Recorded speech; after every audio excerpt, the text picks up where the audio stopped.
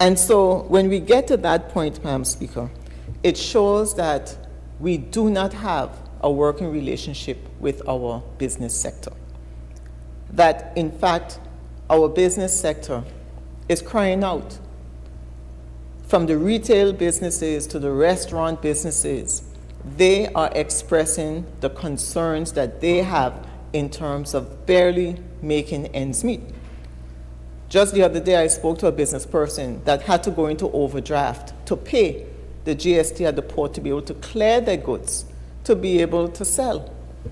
And so when you have to go into overdraft to pay the government, the GST, the 13%, so that you could get the goods onto your shelves and be able to resell, then we're looking at a difficult situation in our country. It means that that could never be a proper business model for any business to be in.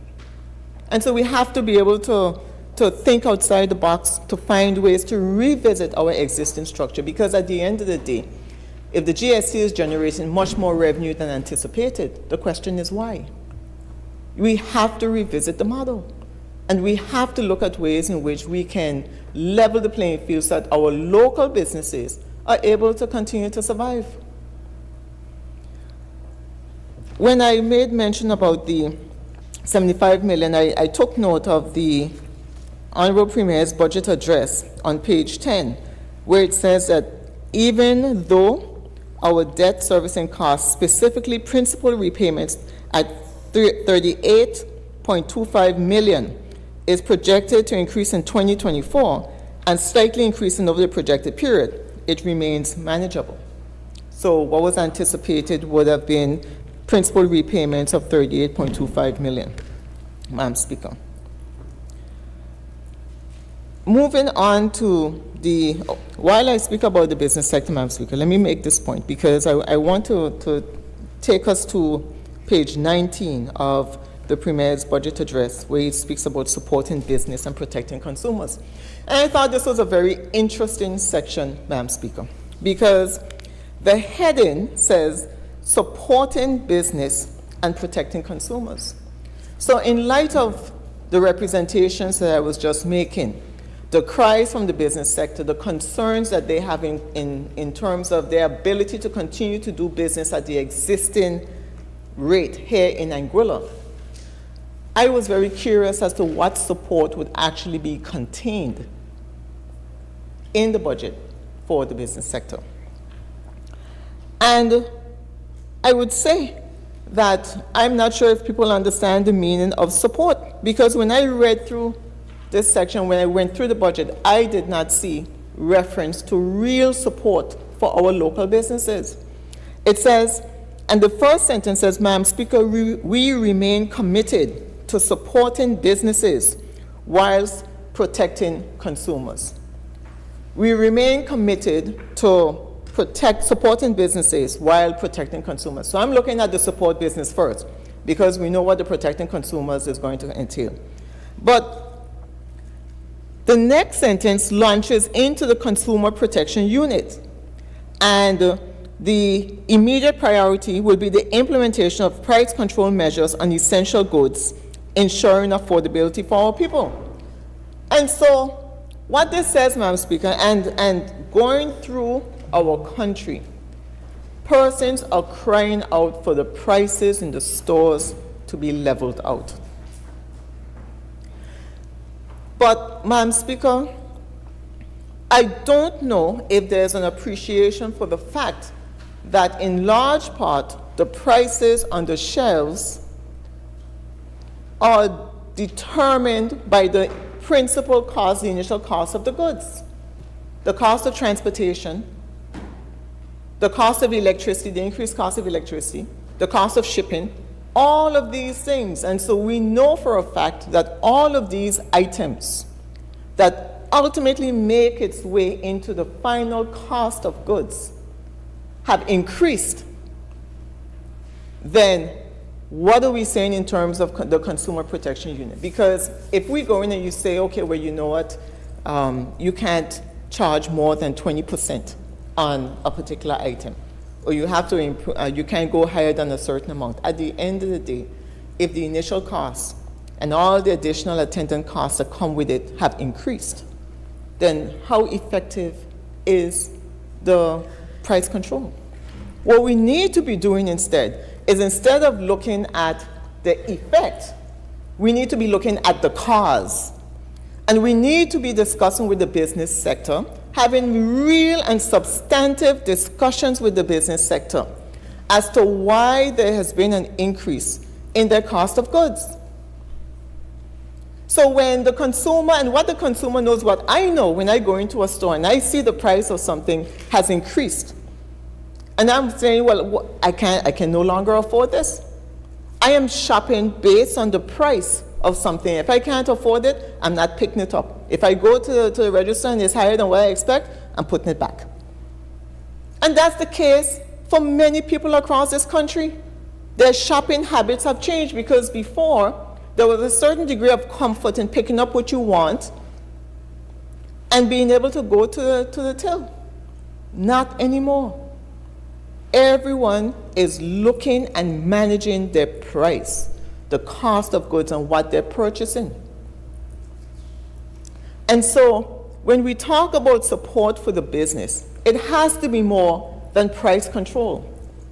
Because there is nothing that I've seen in this budget that talks about true and real support for the business sector, for the issues that are being dealt with.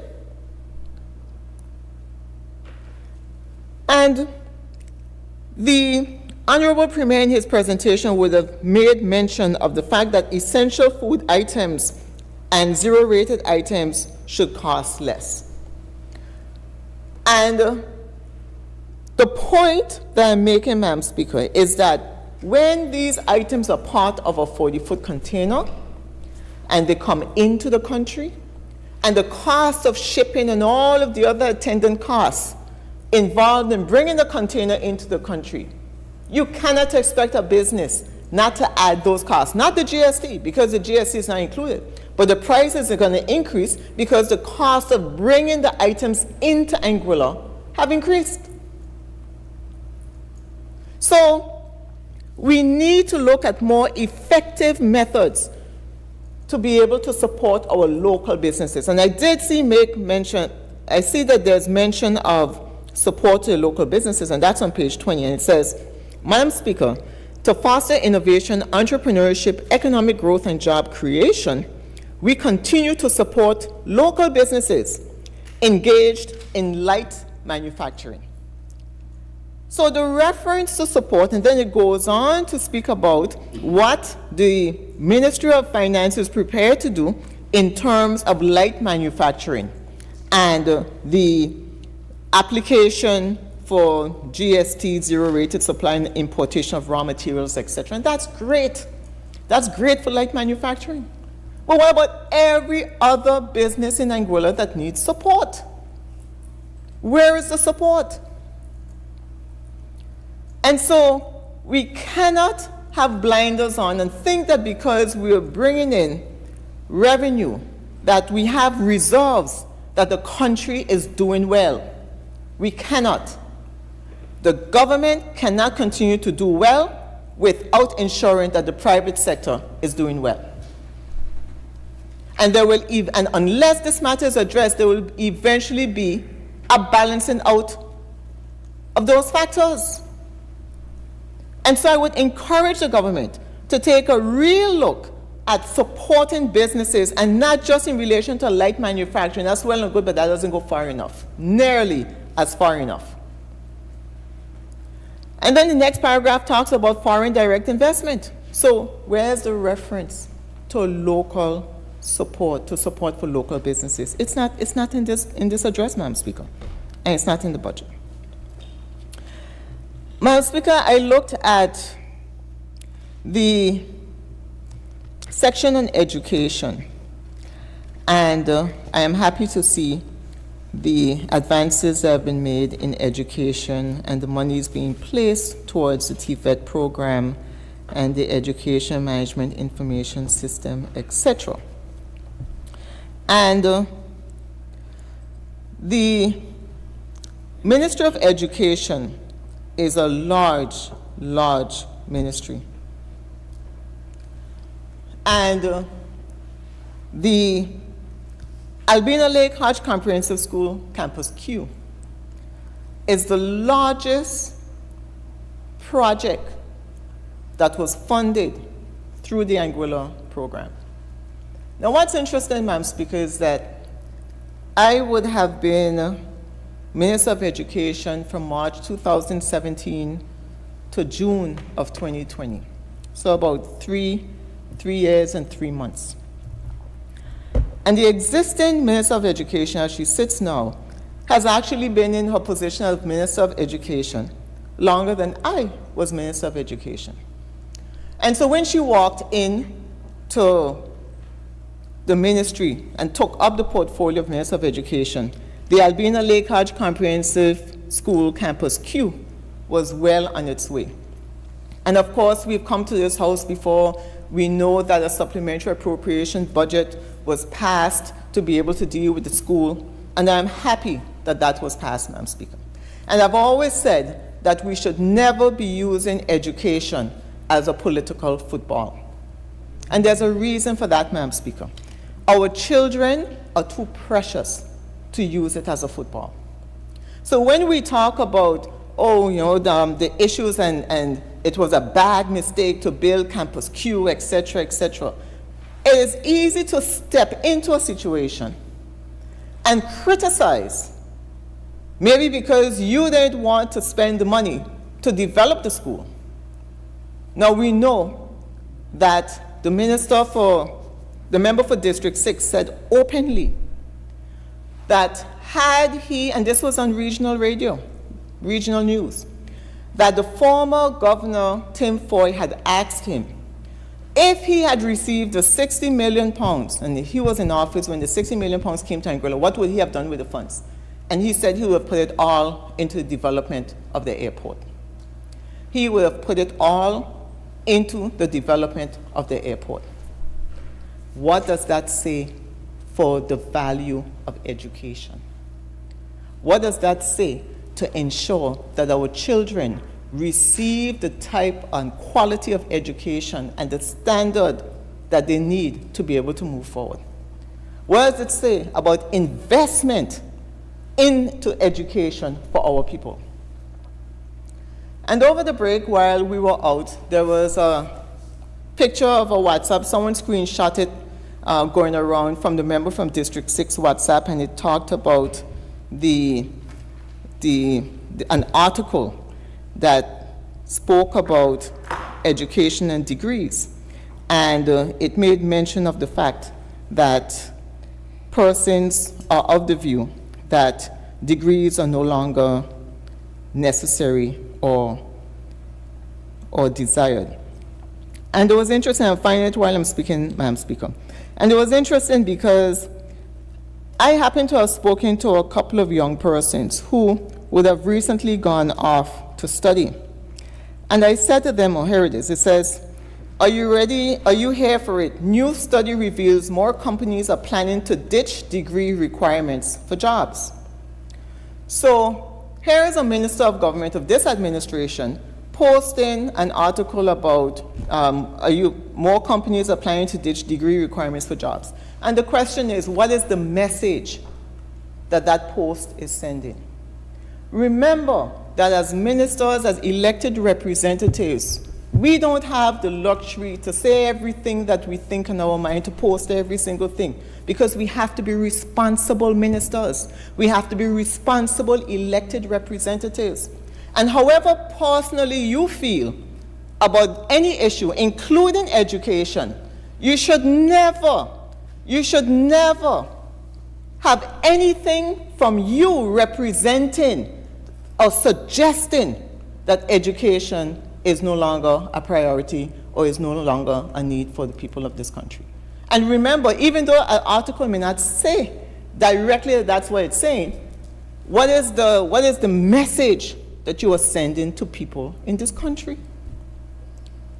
And so you have a concern, because when you listen to all the negativity about Campus Q and all this should have been done, and that should have been done, and all these things were wrong, etc., etc. You put it in the context of ministers of government saying that they would have taken the same money and put it into the development of an airport.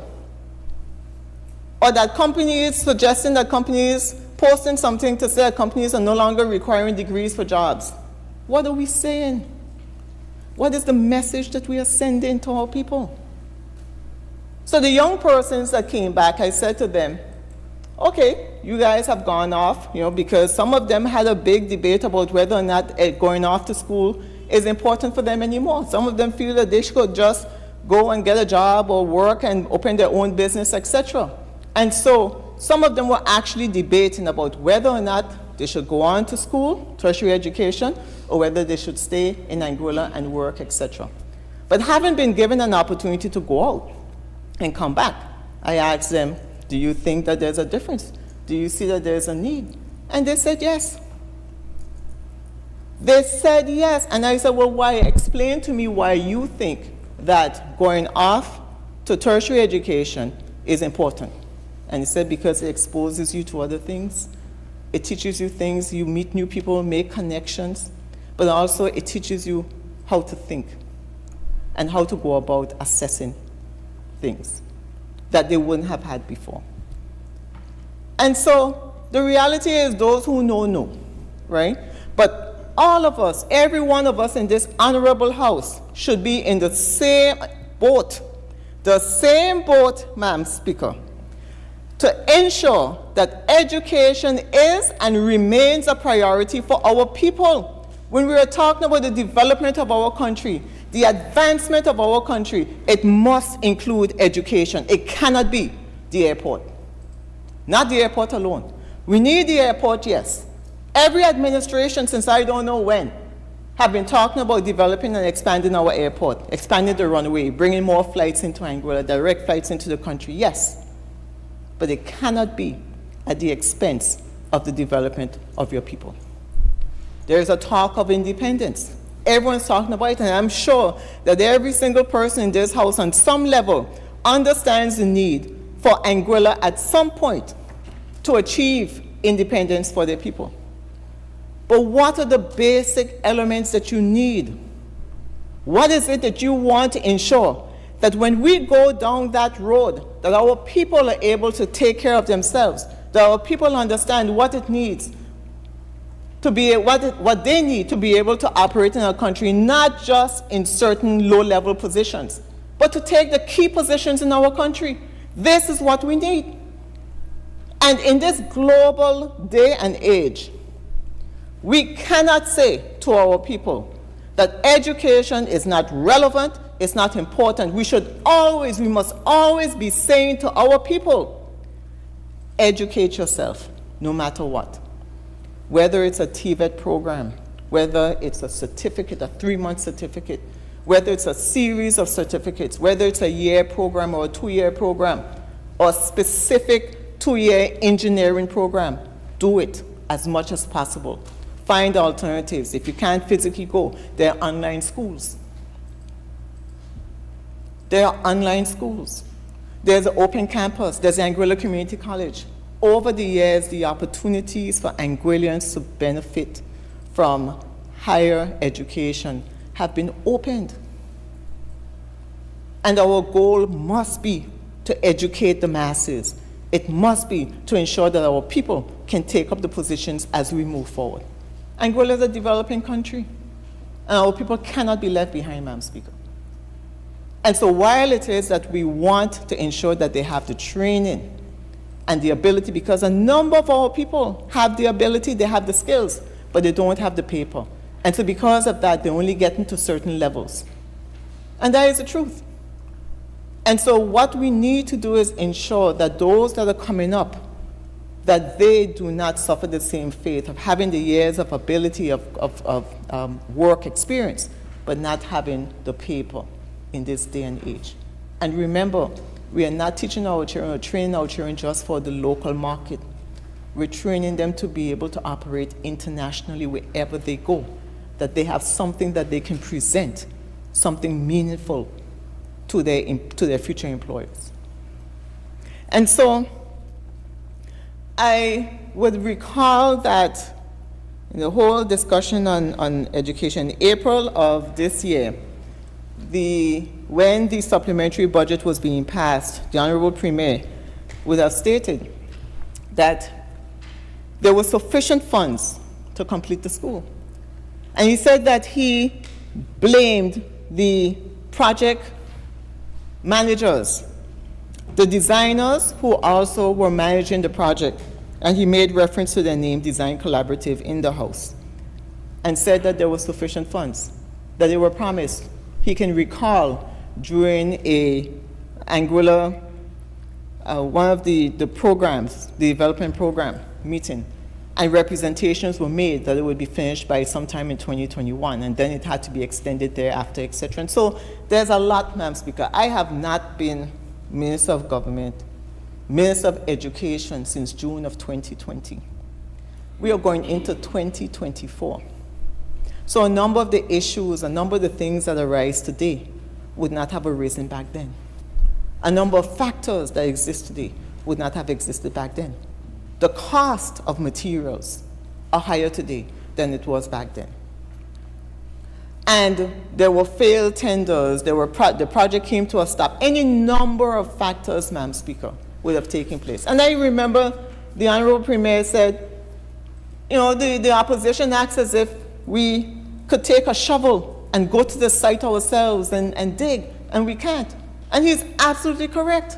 So when we stand up in this House, criticizing and throwing blame, etc., we have to remember that as ministers, as elected representatives, we are the policymakers. We're the ones that ensure that things continue to move forward. We're the ones, because ultimately the people are looking to us. But behind of the ministers, there is a team. There is a team of persons, any number of persons across ministries that are working together to achieve an ultimate goal. And so, yes, that is why when we are talking about education, when we're talking about Campus Q, when we're talking about all the different factors, we ought not to make it political, because it is not political. It's about our children and our children's future. And if you meet something and you don't like the way it's being done, fix it. If you meet something and it's partially completed, finish it. But it is not enough to stand in this honorable House or to go on the radio, etc., and talk about all the negative things you met, etc., etc. There have been ministers of education from time immemorial. And when they take up the positions, they deal with what they have and they do it. And so there is a history. And not only that, the Ministry of Education annually look at development plans, progress, things that they're putting in place. It's not the minister. It is a team of individuals. It is a grouping, and every year they meet to review the development plans for education. That's the reality. I heard mention that the member for Valley South would have stated on one occasion, at least on one occasion, the fact that she would have, and it's unfortunate she's not in the House right now, because as I said, I don't like to speak about persons when they're not present. But be that as it may, I remember when she would have made, when she was stated that she did not realize that there was a debt from the University of the West Indies. And it was a huge debt, etc., etc. And I want the people of Anguilla to understand that the government of Anguilla is one of 17 countries who pay the University of the West Indies. The arrangement is that the government pays 80% of the cost and our students pay 20%. It is a collaborative effort between different countries and UE, and that is their financing model. Well, I can recall while I sat as Minister of Education, the issue in terms of non-payment of the bills towards the ministry, towards the University of the West Indies came up as a topic of conversation. It wasn't just Anguilla alone. The fact is that UE was looking at refinancing them, at revisiting their financing model, because so many of the countries had been in arrears or were paying behind. And while it is that They're engaging the Minister of Education. The reality is that the payment of those obligations to the University of the West Indies are not done through the Ministry of Education, it's done through the Ministry of Finance. So I would have had to pick up the phone and call the Permanent Secretary of Finance at that time and say, well, look, these are the questions that are coming in terms of non-payment. What can we do? I understand that we are in dire straits. University is calling for these funds. What can we do? What arrangement? And of course, payments were made, etc., etc. But the point is, Madam Speaker, it's not a secret. The ministers, just like how they can't pick up a shovel and go over to Campus Q to dig, the ministers are not the accounting officers. The ministers don't dictate how much payment is being made to the University of the West Indies. And so I want people to understand that while it is that you have difficulties in a ministry, at the end of the day, it's a greater issue. You cannot just say that this is, or turn it into a political issue. It's more than that. There's so much more that goes on. And so if it is that the member for Valley South did not appreciate or understand that there were obligations owed to the University of the West Indies, that is unfortunate. But that is something that you cannot, or you ought not again to make political, because it's a financial matter between countries. Between the University of the West Indies, and Anguilla as a country, and between the University of the West Indies and other countries that are part of that framework.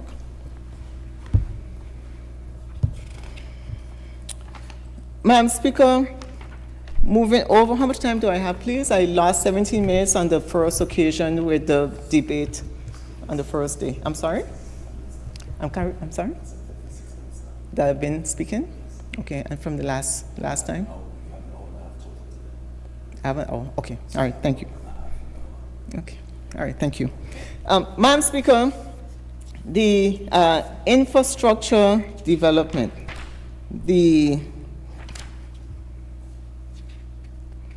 and I see on page 22 of the address, it says, I spoke to the need to invest in our physical infrastructure to improve our productivity, capacity, and spur economic growth. And again, we see here where the goal in this budget and the government's intent is the focus on the development of the airport, because the airport will be the savior to all of our needs. It's improving productivity, capacity, spur economic growth, etc., the airport and other physical infrastructure. And again, I say, on the last occasion, I have highlighted all of the different infrastructures that were mentioned earlier in the address, and I would say that we have failed to invest in our people.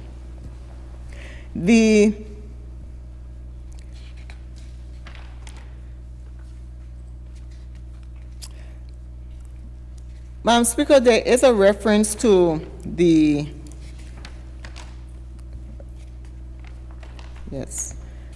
police and the support and the CCTVs, and I know CCTV is lauded. And in fact, Madam Speaker, while we were in government during the AUF term in office, a discussion had actually taken place between a telecommunications provider, the Royal Anguilla Police Force, the head, the governor's office, and the members of government in relation to how could we advance the whole idea of CCTV systems, etc., at key locations in Anguilla. And I support the initiative. It is great that it's a continuation that we see where, and it may not have even started during the Anguilla United Front administration, because I can recall in between 2000 and 2010, the Honorable then Chief Minister, Honorable Osman Fleming, gave evidence in the UK with respect to crime, the crime situation in Anguilla, and one of the things that he would have raised was CCTVs back in those days. So I'm happy for the CCTVs to come on stream, for the other measures that the police are taking on board. This administration would have passed the first reading of, under this administration, the first reading of the Firearms Act, the amendments, and the amendment to the Bail Act, etc., would have come in, I think, on the last occasion that we were here. And again, subject to the consultations which have now taken place, we support the fact that we need to address the issue, the escalating issue of crime and violence in our country, and something must be done. And I have said before that the opposition members are in full support with any reasonable, necessary measures that this government undertakes to be able to address crime, the issue of crime and violence in this country. The community college, Madam Speaker. The community college is an institution which is one of the very few tertiary structures here in Anguilla. And in fact, it supports the high school as well, because children who want to do C-Sex are unable to do it at the high school can go over to the community college, they can go over to the North Hill Community Center, and they can obtain those additional qualifications.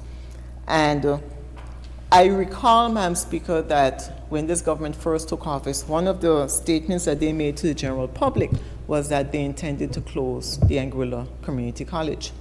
And of course, that and the Anguilla Development Board. And of course, that was met with a lot of concern and criticism, Madam Speaker, because the community college fulfills a need here in Anguilla. And it's just at its beginning stages. There's so much more that could be done. There's so many more opportunities that the community college can advance into. They've now embarked on a nursing program, and that nursing program is one of the best programs to date. And we all know that we need to improve the amount of nurses, the quality of the nurses, etc., and the continuous training needed for them.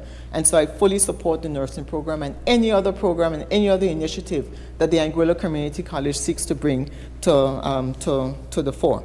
Now, it says at page 12 that we are embarking on a collaborative journey with the Anguilla Community College to curate and administer a comprehensive leadership and management training program. And this program is tailored specifically for the top and middle managers of the Anguilla Public Service, aiming to imbue them with the skills and insights needed to lead effectively in today's complex environment. And I support this, Madam Speaker, because here we have the government of Anguilla embarking on a collaborative journey with the Anguilla Community College to offer programs to support the members of the Anguilla Public Service. This is great. This is what we need to do.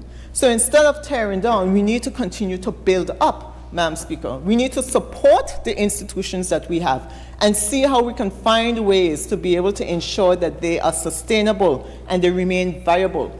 Now, the reality is that there are some institutions that will always require money and that they will never break even. Community colleges in every country is one such institution. And so the government sees it as an obligation to train their people. And so because of that, community colleges tend to be funded in large part by government because there's a greater goal, and that greater goal is the education of our people. The health structures, the hospitals, health authority, etc., those entities are never actually viable and sustainable on their own, and they will always require some level of support from government, unless it's a private health center. But once it's a government health center and health facility, there will always be a certain degree of support coming from the government of Anguilla. And we know that significant funds continue to be spent on sending our people out from Anguilla. And the reality is that we do not have the type of infrastructure, health infrastructure that we need. And this isn't today. This isn't, right now. This isn't under the hand of the Honorable Premier as Minister of Health. But this is a long time in coming. As I've said, Anguilla is a developing country, and health is one of those critical areas that we have to continue to address. Now, we know that the government has plans to bring health authority back under government. The people of Anguilla are asking, we are yet to see why that proposal is on the table. We have yet to see the explanation. The health authority is a major institution, and of course it requires significant funds from government. But it's a standalone with its own board, and there is a certain degree of oversight by the minister. Now, I've heard the Honorable Premier make statements to say that there is not sufficient control that the Minister of Health has over the Anguilla health authority. But the way to deal with that, Madam Speaker, is not to bring it back under government and make it a government institution once again, where the responsibility lies with the department head, and then the permanent secretary of health, and then the deputy governor, and then the governor. You take the existing institution and you identify where there are shortcomings, and you change the legislation to suit. Because if the Minister of Health needs more authority and more autonomy to do what needs to be done, that institution as it currently exists, the structure, allows the minister to do so. And what you can do is change the legislation so that there's more effective control. So other than that, and we've heard statements made by the Honorable Premier that there will be no job losses, etc. Or minimal, I would imagine. But I think we're beginning to hear otherwise.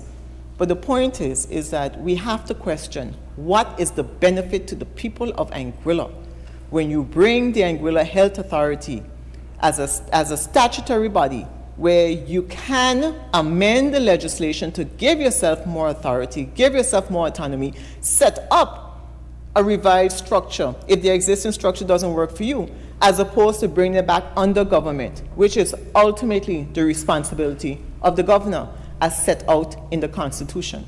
And that's not going to change. So, is it that health authority, when it comes back under government, that there's less money that government is going to have to spend on health authority? Or is it that they're going to break even?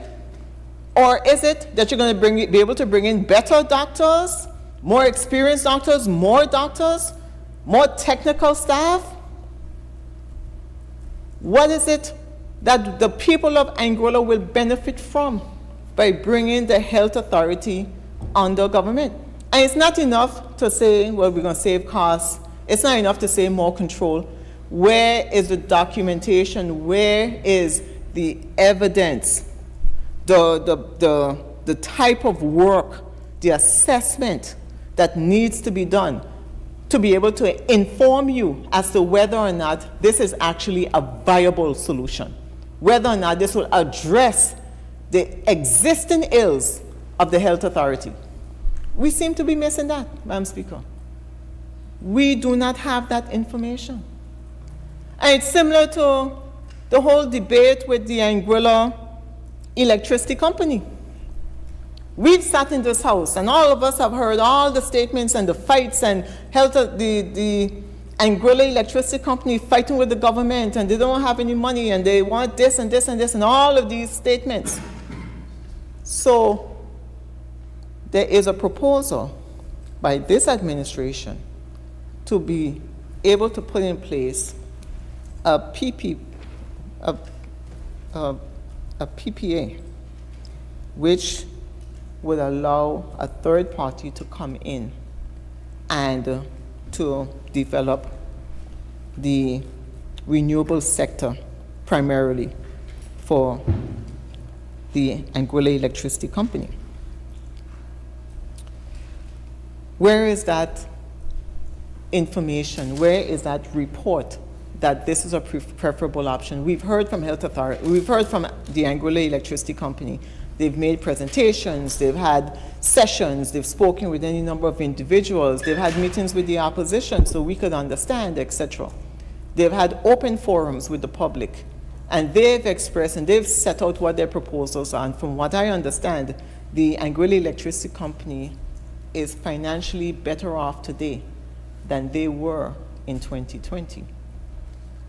And so the question is does a PPA where that company, a third party coming from outside, comes in and addresses the renewable energy needs, is that better off? Does that make us better off than the Anguilla Electricity Company funding the renewable energy project themselves? And I know there have been discussions, Madam Speaker, with respect to ANGLEC and the past, etc., etc. And I want to put this on record because I know that there is a tendency to misrepresent and I'm not necessarily saying in the House of Assembly, Madam Speaker, but there's a tendency to misrepresent the distinction between the government shares in Anglec and Anglec shares.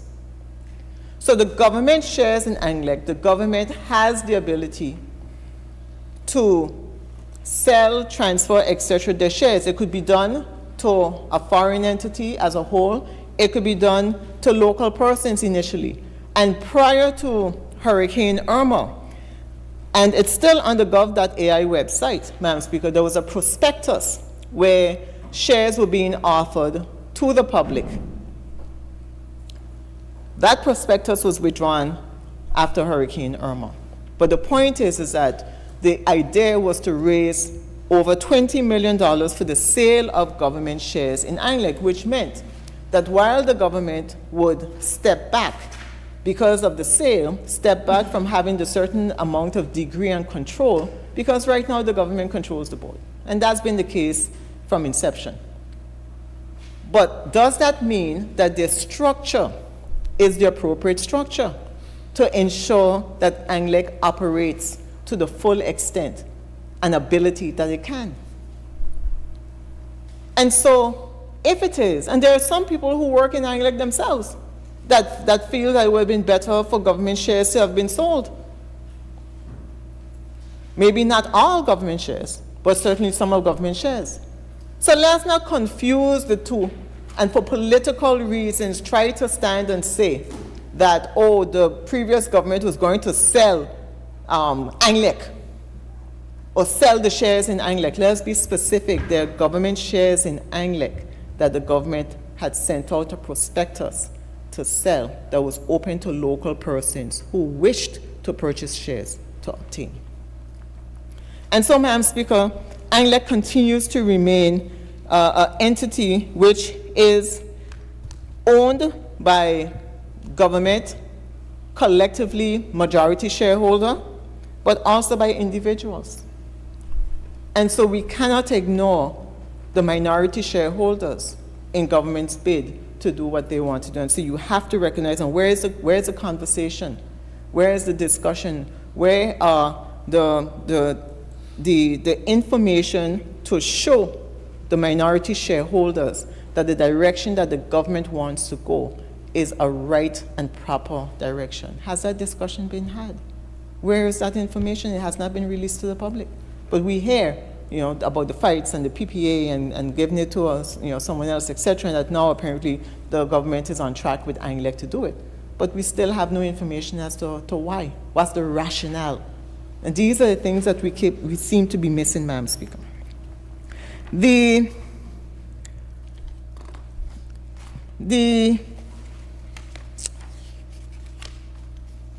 government has indicated that there are some things that they are working on, and I remember the Honorable Premier, while I was on my feet earlier, he said that he made reference to the fact that there were certain things that were going to be done to benefit the people, and I told him I'll get there.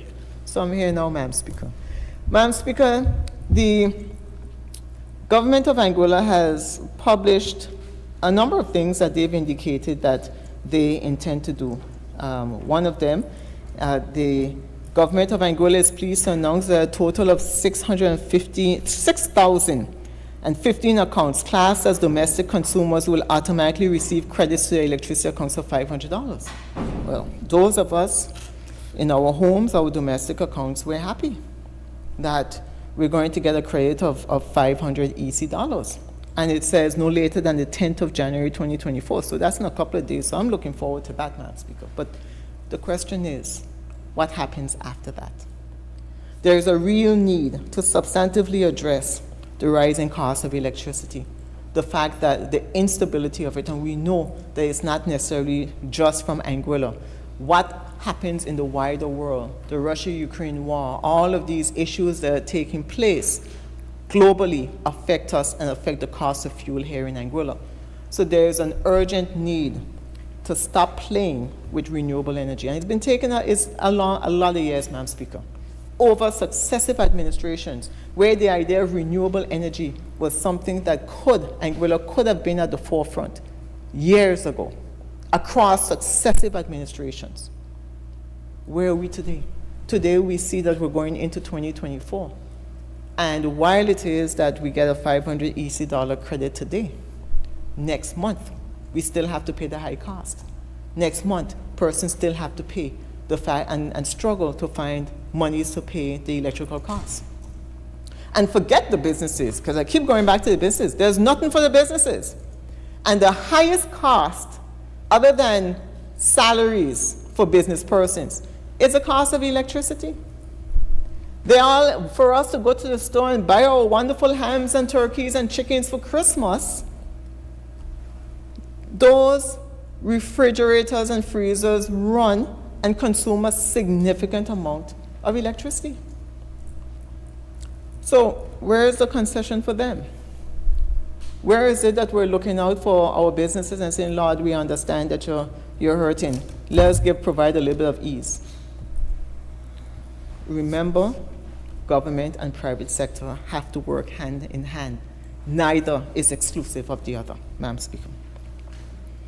And then the government would have made mention of, and the Honorable Premier said it in his statement, about the removal of property tax come January of 2024. And again, for those of us who have homes, we are happy we no longer have to pay an additional bill. It's payable usually twice a year, June and December. And while it is that some persons say that is removal the best option, at the end of the day, this government, while it's in a seat, has the ability to make the policy decisions that it feels that it needs to make. And so we have, where this government has indicated, I believe 40% of persons were paying property tax from before.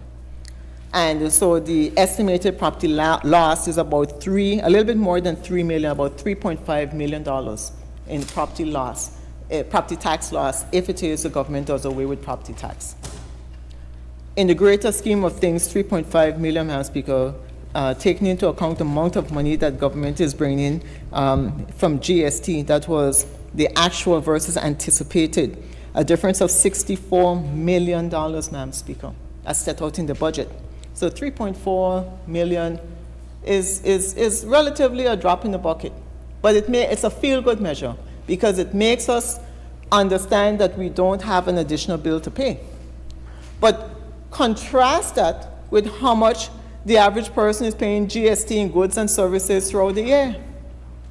So are our people better off? What are the additional measures? So the point I'm making, Madam Speaker, is that while we appreciate the removal of property tax, that measure does not go far enough to be able to address the real needs and concerns that our people are experiencing in Anguilla. And the reality is that 40% of the population was paying, of those who are homeowners, but the rest of the population who do not have homes, we all pay property tax as well. So, we all pay GST as well. So while it is that we're not paying property tax, everybody is paying GST, some way, shape, or form, whether it's on goods, whether it's on services, when we go to the restaurants, wherever, we are paying GST. Property owners and those who are not property owners. And so the concern is not just for property owners, for domestic homes, because it is not removed for businesses. It is for domestic residential homes. And so for those of us that have residential homes, we're happy.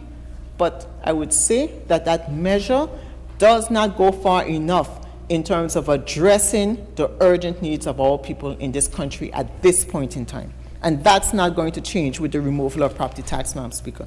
There has to be clear measures to be able to revisit the GST structure and the ways in which the people are hurting in this country. Madam Speaker, the Honorable Premier would have made mention of a sweetener, I think he called it, during his budget presentation, that people were expecting a little bit of a sweetener. And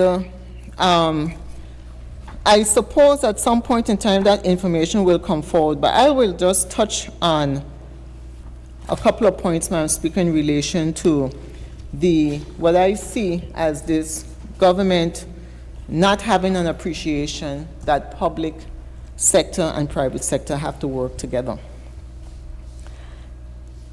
In the presentation that the Honorable Premier made in relation to the minimum wage, he would have made a statement and talked about the minimum wage of $6 and the fact that another country in St. Kitts, that their minimum wage is less. And so he said that we are ahead. And I know that that has generated a lot of discussion. I'll leave that for other persons to address, but the reality is, 5-10 minutes? Yes, thank you, Madam Speaker. The reality is, Madam Speaker, is that the minimum wage in Anguilla, we have to look at the Anguilla context. We have to look at our cost of living. We have to look at our structure, not another country's structure, because we could also compare in other countries, Madam Speaker. In Turks and Caicos, Cayman Islands, their minimum wage are over the $6 an hour. But their economies are different from ours.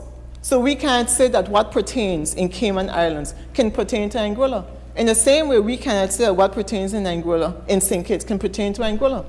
And so while it is that the measures that the St. Kitts Nevis administration has implemented for their people is being looked at by this administration as less than what they have presented in terms of minimum wage, at the end of the day, Madam Speaker, it is all relative, depending on what your economy is, what your structure, your sectors in your country.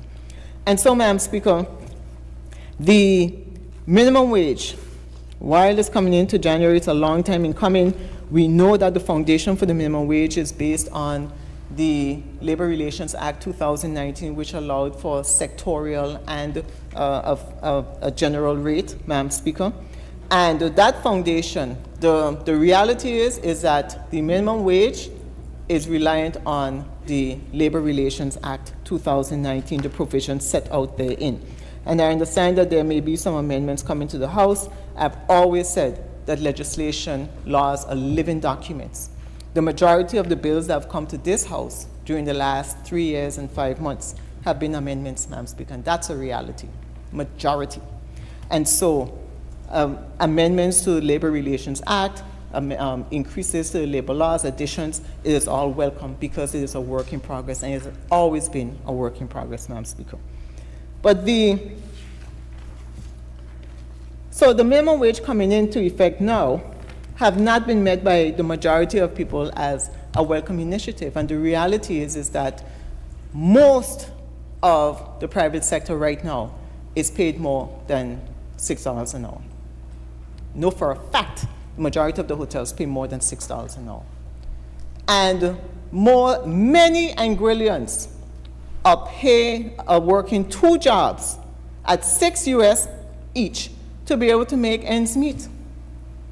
When we talk about the social ills in our country, we cannot just look and say, oh, the young people are doing this and young people are doing that. There is a larger issue. There is a social fabric that we have to be concerned about. Our society right now is based on our parents working 2 and 3 jobs to be able to make ends meet. Some people might say they don't need to work it, that they're doing it just to have extra money.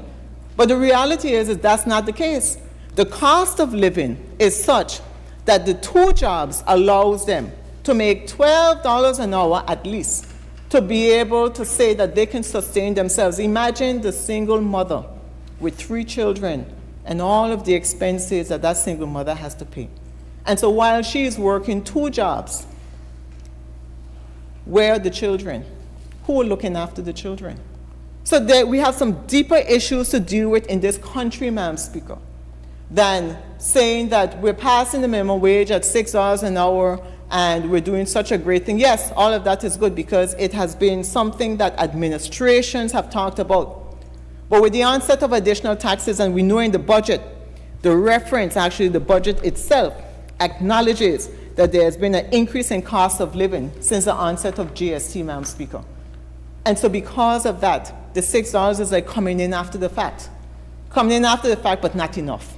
And so people are talking about a living wage that will allow the people of Anguilla to be able to make ends meet that is more than the $6 an hour, Madam Speaker.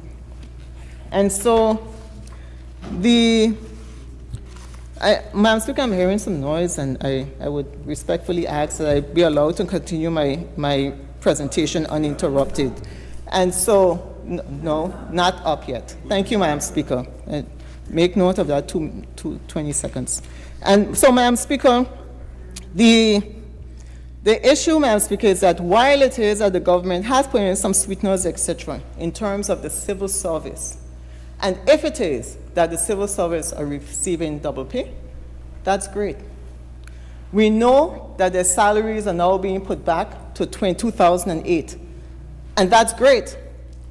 But it comes 13 years later, Madam Speaker, 14 years later.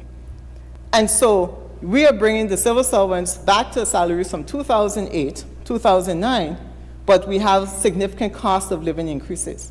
So while we're doing that, and we give, if it is that there's a double pay at Christmas, that's fine for the public service as well, because I personally have friends that talk about the fact that they, by the 7th of the month, have no money, working for government for many, many years and unable to make ends meet, waiting for the next paycheck at the end of the month. And many civil servants have more than one job. They work in the civil service, and they work in private jobs at the restaurants and doing double shifts, etc., in their off time. Why? Because they need the money to sustain themselves and their families. But what about the private sector? Private sector employees have not received an increase in salary since 2008 either. And so where is it, the consideration, because we talk about St. Kitts Nevis and their budget and all the things that they had in it, but they also made provision for private sector as well, in addition to giving double pay to their public sector employees.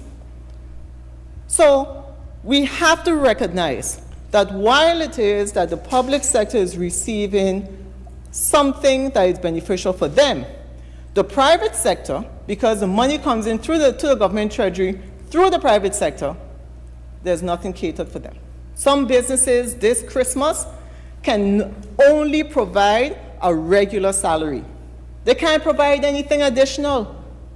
Not a double pay, not a bonus, not anything, because they're struggling to keep their doors open. And so when you hear the talk about what one sector is getting, you hear the grumbling from the other sector, because there seems to be no parity.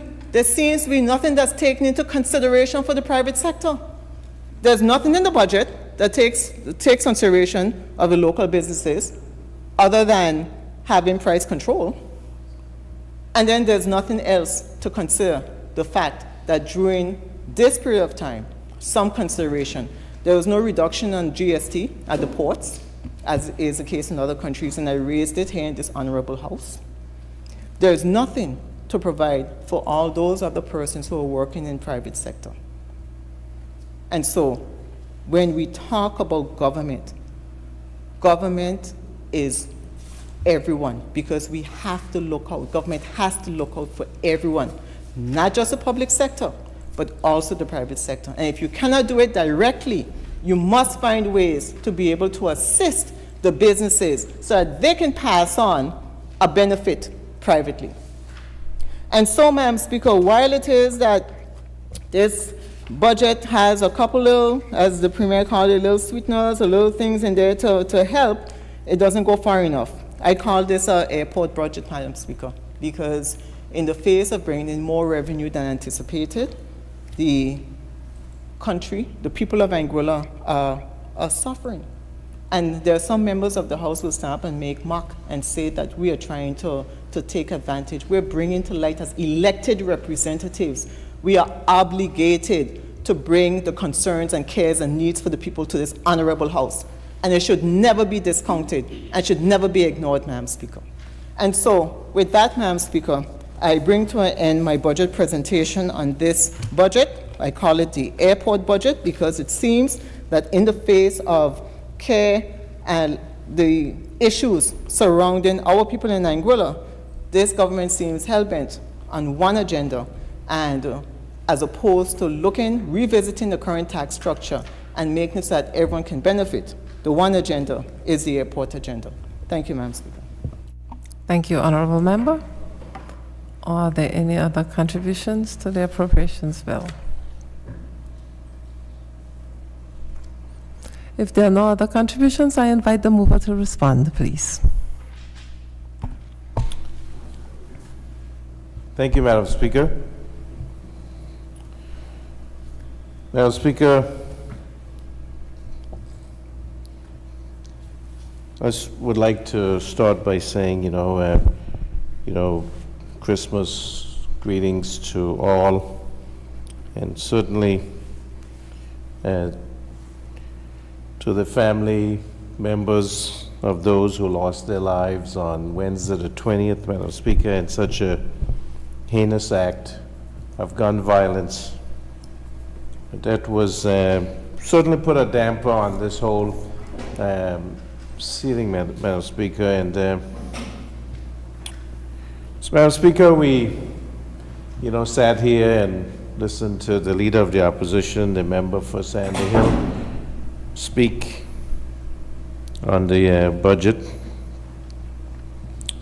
And I mean, I'll move on, Madam Speaker, because I certainly thought that this would have been a debate, but it seems that the member speaks as if she has never been in government, Madam Speaker. Because when we look at some of the things that were said, maybe we should be in Russia or in China, because she speaks as if we're in a socialized country, Madam Speaker, subsidizing businesses, paying bonuses to the public sector and the private sector. Madam Speaker, where would the funding come from? The member should know. She was part of the previous administration. I go back, Madam Speaker, to the first day of this, when the members started debate and started talking about the interim stabilization levy, and had a dissertation, Madam Speaker, about the word interim and what it means. Regaled the Anguilla United Movement for not removing the ISL, the interim stabilization levy, but omitted to point out that the AUF, who campaigned that they would remove the ISL on day one when they got into the 2015 election, came to this honorable House in December of 2015 and continued the interim stabilization levy, Madam Speaker. And then December 2016, Madam Speaker, came to this honorable House and continued the interim stabilization levy. And then December 17, December 18, December 19, Madam Speaker, continued it. So what does interim mean, Madam Speaker? What was the understanding of interim then? Maybe it has a different meaning at the University of Dog Island, Madam Speaker. Madam Speaker, the member said multiple times that this is an airport budget. But Madam Speaker, if the member had read the airport master plan for development of the Clayton J. Lloyd Airport, should read where it said that this project has the greatest economic impact for Anguilla. Madam Speaker, if we talk about economic resilience, which was part of the title of last year's budget,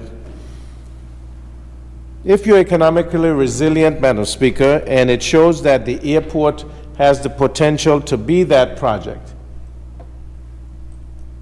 then you get to financial independence, Madam Speaker. Then you can do all the social projects that you want to do, Madam Speaker. We can pay for the senior shield and continue that, Madam Speaker, although it has been rumored out there that since there's no legislation that is backing up the senior shield. It's only a policy that the next administration can not fund it if they want to, Madam Speaker.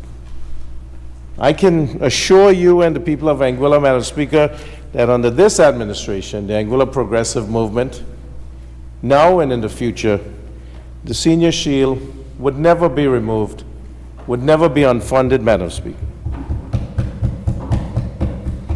And I can assure you, Madam Speaker, that there are now plans on the way to expand the senior shield, Madam Speaker. We want to cover those who are disabled, Madam Speaker. We want to cover those who are undergoing dialysis. And in the future, Madam Speaker, this plan will be morphed into the national insurance plan. But again, Madam Speaker, don't want to give them ideas for their next campaign, because you know everything that we have done, they said they were going to do, that they had started thinking about it before we campaigned on it and then put it into practice.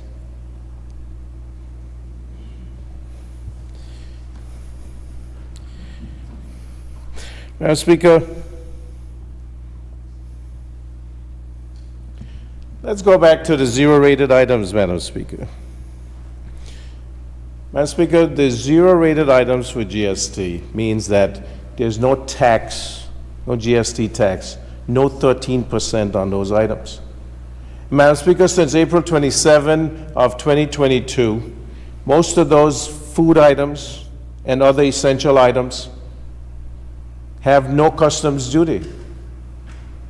So if you have no customs duty, and there used to be customs duties before before April 27 of 2022, and you have no GST when there was 9% before July 1 of 2022. Madam Speaker, it would be reasonable to, I don't want to say the word assume, because I heard that those apples, red and rosy, that's what you make of when you assume. So I will take that back, Madam Speaker, and say, anybody who didn't go to the University of Dog Island would know that if you're taking away duties and you're taking away 9% tax, that there should be a decrease in price, Madam Speaker, if you're passing it on. Even if the cost of shipping went up, even if the cost of electricity has gone up, that amount still should not be added on. That, to me, Madam Speaker, would say that if we care about the people around us, consumers, who are our brothers and sisters and our neighbors, then we should make sure that those costs are not passed on, including, Madam Speaker, the items that are GST rated at 13%. Because the businesses, Madam Speaker, when they pay it at the port, they get back that 13%.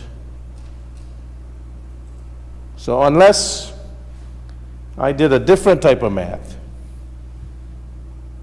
Madam Speaker, there should be price reductions. And so, Madam Speaker,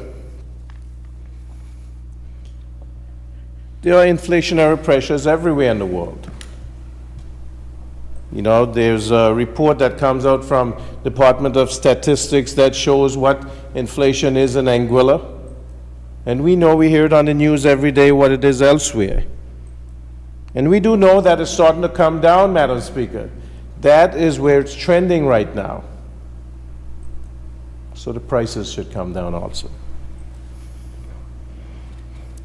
I do want to thank the Leader of the Opposition, the member from Sandy Hill, for endorsing the Senior Shield, Madam Speaker. Because she did say that, cost of health care is going up except for those who are 70 and older. So thank you for commending that program. And certainly, I would say there are many persons in Anguilla, not only those who are 70 years and older, because young people, those who are children and grandchildren of those who are 70 and older, are saying thank you Because when my parent or grandparent goes to the hospital, they don't leave with a $15,000, $20,000, $30,000 bill. Now, certainly, we'll hear, that sometimes the medication's not available at the government pharmacy, so they have to go privately. Understood. Not everything is perfect. But certainly, if the Senior Shield was not there, they would have been paying for their doctor's visit, paying for the consultation, paying for the diagnostics, the x-rays, the CT scans, the MRI scans. They would have been paying for their blood work, and they would have been paying for their medication, Madam Speaker.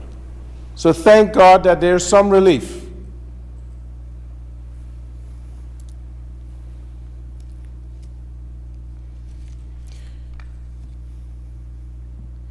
Madam Speaker, the goods and service tax, it's a predictable revenue. And what we projected, certainly it has brought in more than that, Madam Speaker.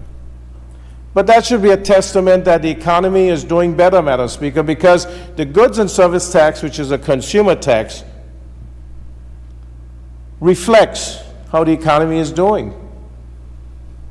The more persons that are coming into Anguilla as tourists, the more what would have been accommodation tax, which is now the goods and service tax, is coming in to the consolidated fund. Madam Speaker, there's also concern about the .ai domain name registration. Why look a gift horse in the mouth and complain, Madam Speaker? We should thank God that, we have been through a lot. 5 different external and internal shocks in this country since 2008, 2009. The global financial crisis, the demise of our 2 indigenous banks, Madam Speaker, Hurricane Irma, Brexit, COVID-19 pandemic. So I think that the budget that I presented on the 15th of December, Madam Speaker, represents hope. Not your father, Madam Speaker, my uncle, but real hope that we are going in the right direction. And God has been merciful to us that we didn't have a major storm in the last year or since Hurricane Irma to push us back even further.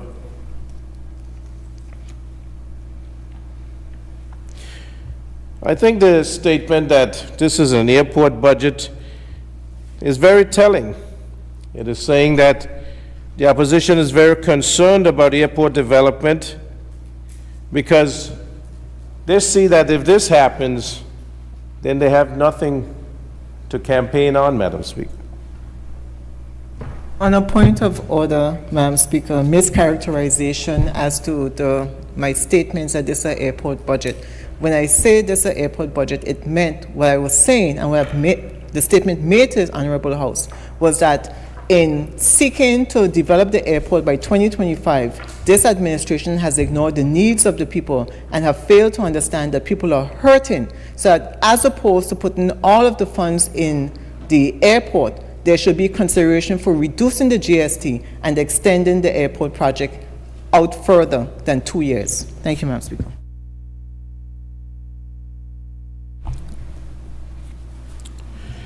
Madam Speaker, we know that there are persons in this country who are disadvantaged. It didn't start on July 1 of 2022.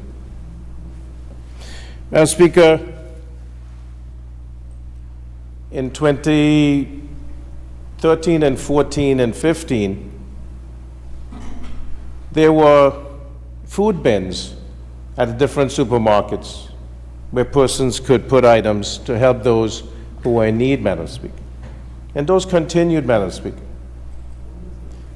Madam Speaker, as I said, there are persons who are disadvantaged. And this administration, Madam Speaker, because of that, increased public assistance by 25%. We gave food vouchers, Madam Speaker, to those 70 years and older to assist, twice. twice electricity subsidies, Madam Speaker, equaling $2,000 and now $500 more, Madam Speaker. Now, when you walk on the street, Madam Speaker, people said the AUF has never done any of these things for the people.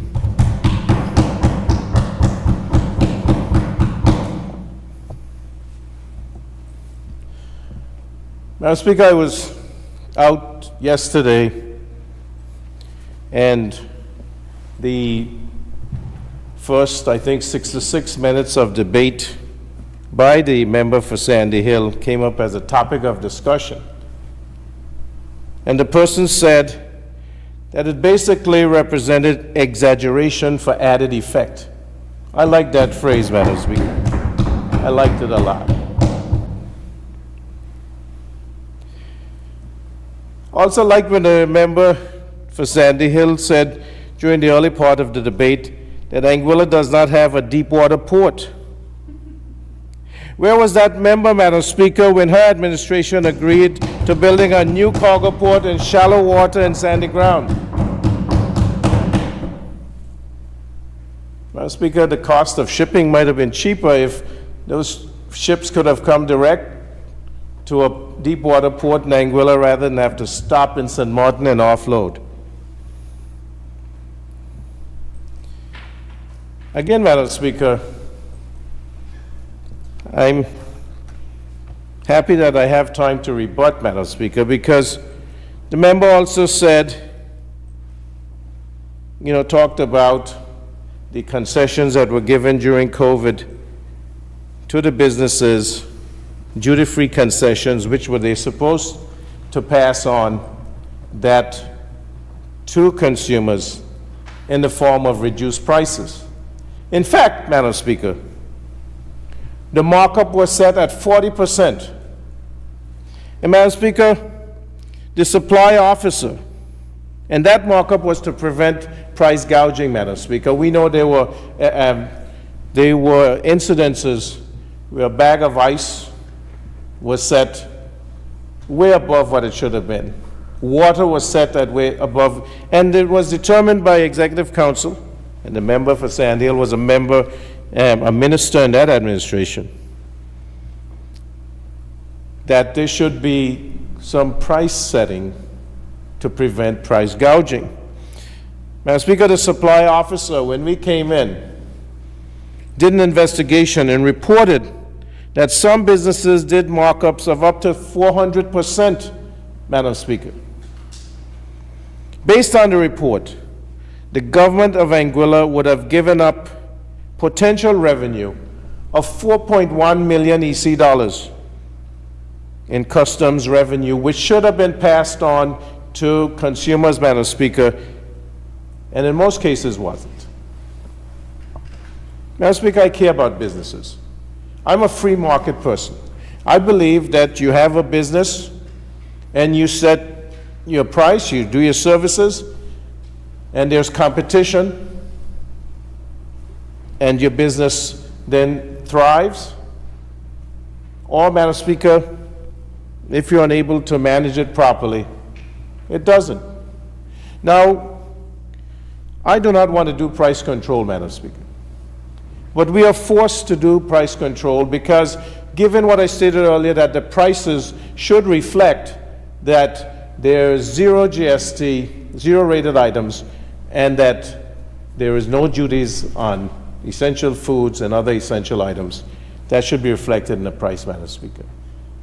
And I'm convinced, based on initial data, preliminary data that we have gotten from Customs Department and from persons in the Inland Revenue Department who go out to the stores and have provided the Ministry of Economic Development with the prices that they get from different stores, Madam Speaker, we are convinced that they can do better. And so, Madam Speaker, the GST only added 4% to what it was prior to GST implementation. There was a 9% interim goods tax, Madam Speaker, what we affectionately call the interim goods tax, IGT. And that was started on the 1st of October 2019. And Madam Speaker,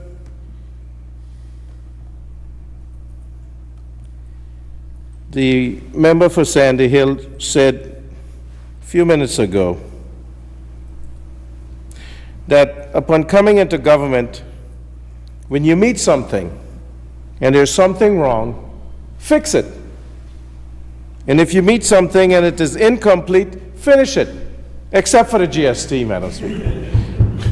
Because they had nothing to do with that, Madam Speaker.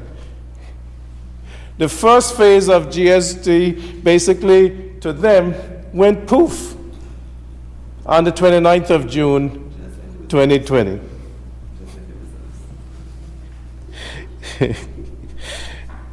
Somebody said, just like the reserves that disappear whenever the AUF comes into administration, Madam Speaker, 65 million by October of 2009 and 33 million by December of 2015, Madam Speaker. But that, again, On the point of different order, math, Madam Speaker, mischaracterization, as I would have said in my presentation, Madam Speaker, when the Anguilla United Front took office in 2015, we met the banking situation that had to be dealt with. That is the reason why the interim stabilization could not be removed, and I said that during my presentation, as well as that is why funds had to be used at that time in 2015. So when we talk about, oh, there are reserves, we're missing the fact that there are expenditure that's waiting to be addressed.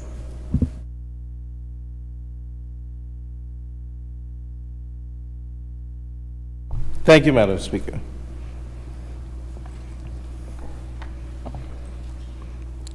So as I was saying, Madam Speaker, the GST would only add 4% to what the cost of consumer, or the average consumer price prior to GST implementation. So the GST cannot be the major contributor to the 9.3% increase in average consumer prices, Madam Speaker. The member stated that on several occasions. And I think that the people of Anguilla are smart enough, Madam Speaker, to know that if you had a 9% IGT before, and now you have a 13% GST, that's only 4% increase.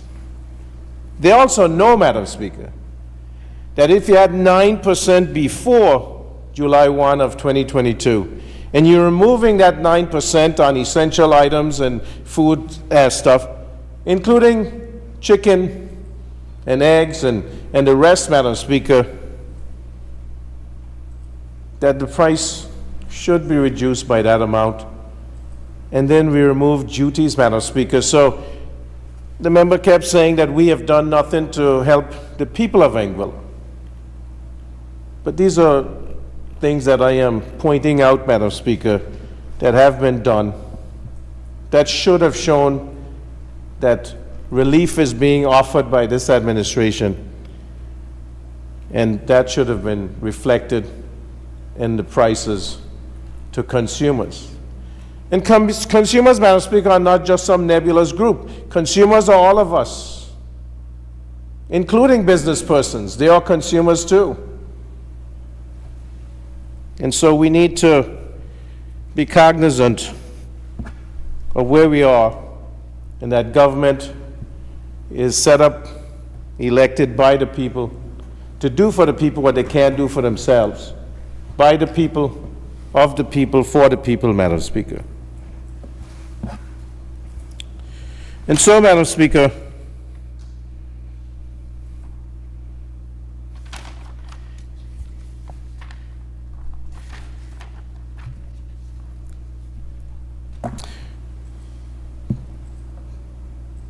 we talked about security, Madam Speaker. And this is very important and near and dear to me, Madam Speaker. And this was a concern to me even before being elected. And I remember, Madam Speaker, in 2018, At that time, I used to be in fairly constant communication with the former law enforcement official, Mr. Donnelly Hodge. And he can attest to this. And I set up a meeting on the phone, between Mr. Hodge and Mr. Mitchell Harrigan, who was the former Commissioner of Police in Anguilla, asking that we set up a conference in Anguilla to talk about gun violence and ways that we could try to decrease, if not eliminate, gun violence. And I'm sure we'll hear about this on Tuesday, but this is truth, Madam Speaker. Not like that other show that just the fabrications or just the fantasies, Madam Speaker. And I had Chief of Police Clarence Williams from the Rivera Police Force in Florida, Palm Beach County. And he had already agreed that there was something, using his experience coming from Cleveland, Ohio, and also working in Rivera Beach, Florida, to bring some of the techniques that he had learned to Anguilla so that we could curb this gun violence, Madam Speaker. Needless to say, it never happened, Madam Speaker. Now, I don't know exactly why it didn't, but I'm going to appeal from this position right now to ask Mr. Donnelly Hodge to join us in trying to find ways to curb this gun violence, which is destroying Anguilla and the people of Anguilla, Madam Speaker. Because this scourge of gun violence is one that we cannot tolerate and we certainly cannot live with. So we have committed in the budget to increasing the number of officers in the police force. We've committed to enhance investigation techniques. We've committed to the CCTV, Madam Speaker. But more must be done. And so I have assured the Governor and the Commissioner of Police that whatever resources we have that we need to commit to eradicating this scourge of gun violence, that this administration is willing to commit to, Madam Speaker. So I want everyone, hands on deck, those who have experience, to join with us. Join with the Commissioner of Police, Mr. Robert Clark. Join with the Royal Anguilla Police Force, the Governor and the Governor's Office, government, so that we can curb this, Madam Speaker, so we can save our young people, especially our young men. There's a lot of potential loss, Madam Speaker. And then the collateral damage of loss of life of innocent bystanders and loss of limb, Madam Speaker. This is not something that we can tolerate or that is acceptable or that will be normal in Anguillan society.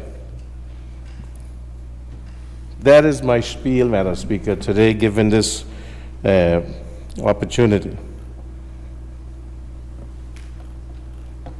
So, Madam Speaker, in this budget, we talked about removal of property taxes.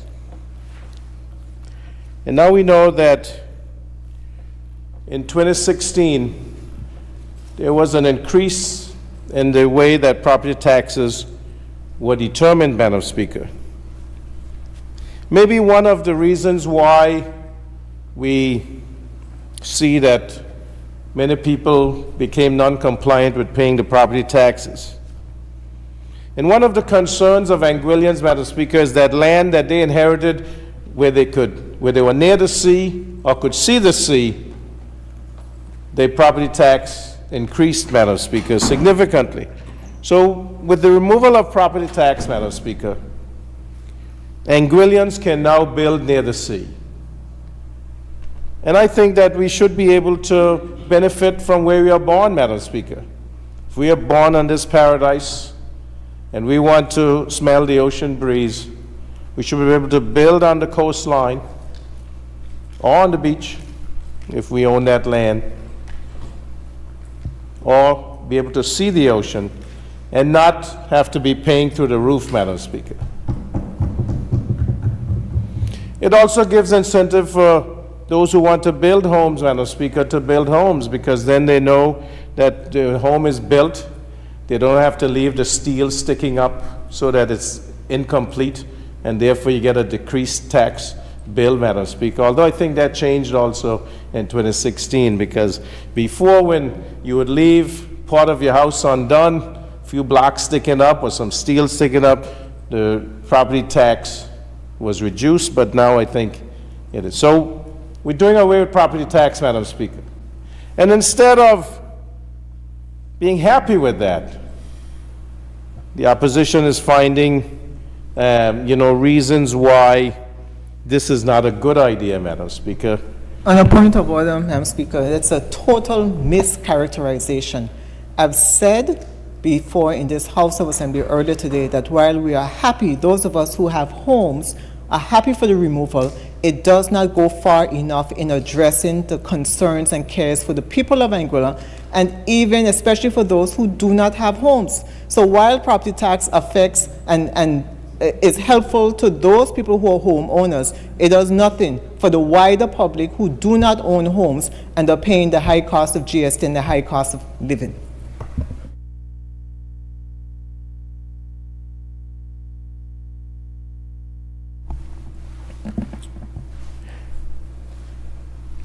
Madam Speaker,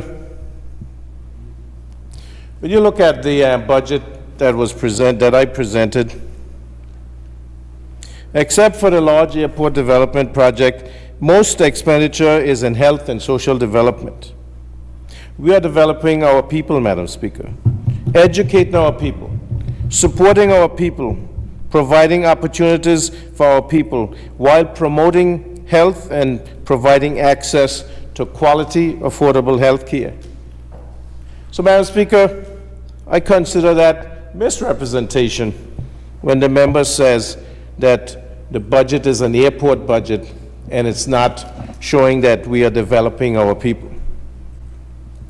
Madam Speaker, just as a reminder, government revenue comes usually from three sources.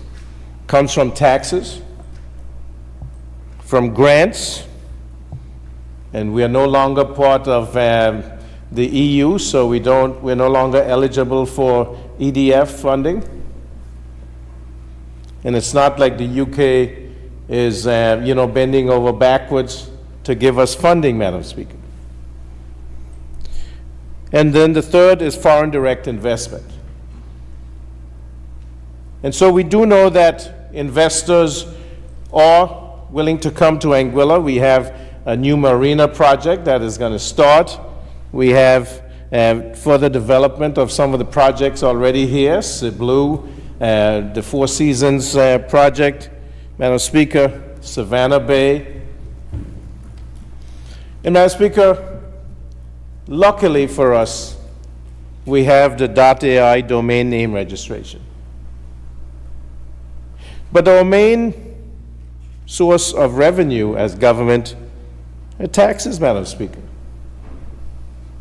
And that's how it is with most governments everywhere. And so it would seem that the members of the opposition do not want us to collect taxes. But they want to provide all these services, Madam Speaker, which were listed. They talked about, we should be bonusing the private sector. We should be subsidizing businesses. Madam Speaker, it is helpful to note that even though the member talked about Campus Q in such a loving and passionate fashion,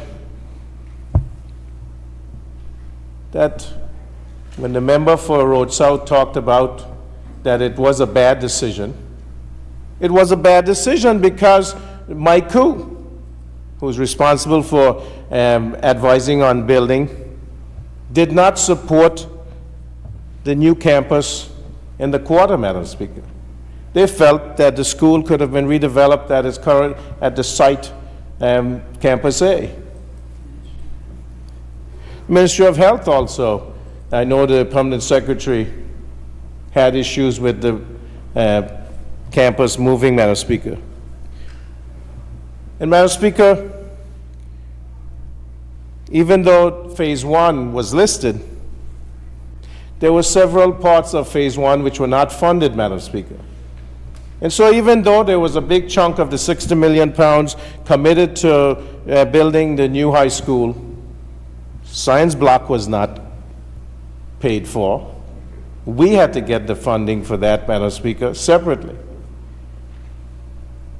The TVET was not funded, Madam Speaker. It still hasn't been built, but we have committed in this budget to covering the $17 million that will be needed to build a TVET center, because we feel that you have to have technical vocational education, Madam Speaker, to develop our young people so that they are ready, so they can get those diplomas and certificates that the member for Sandy Hill talked about, so they can be not only skilled but certified, Madam Speaker. And so we've committed to that. But where's that $17 million coming from, Madam Speaker? That money is coming from the GST, Madam Speaker, and from .ai domain name registration. That money is not coming from the UK or from the IMF, the World Bank. It's not coming from the European Development Fund. It's coming from us, Madam Speaker, from the people of Anguilla, who know that it's important to develop these institutions so that we can develop our people. And so when the member on the first day said that she'd hoped that she would read when it said about after the infrastructure project that she thought when it talked about social infrastructure, it would have talked about developing people. How do you develop people unless you develop the institutions for them to be educated? How do you develop people unless you develop the healthcare facilities for them to be cared for? How do you develop the people if you don't set foundations, if you don't set ways for them to have opportunities, Madam Speaker? Sporting facilities so they can develop athletically and in the other sports, Madam Speaker. Culturally, so that cultural centers, so that they can develop culturally, so that we can have a legacy and Madam Speaker, a heritage that we are proud of, that we can give to generations to come, Madam Speaker. So, Madam Speaker,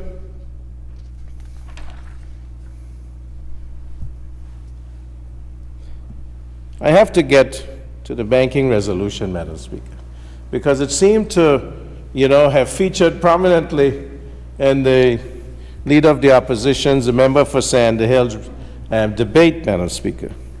Madam Speaker, the member stated that there were 5 options for the banking resolution. Madam Speaker, no one on this side of the aisle has ever seen those 5 options, so we can't be certain that the correct option was chosen, Madam Speaker.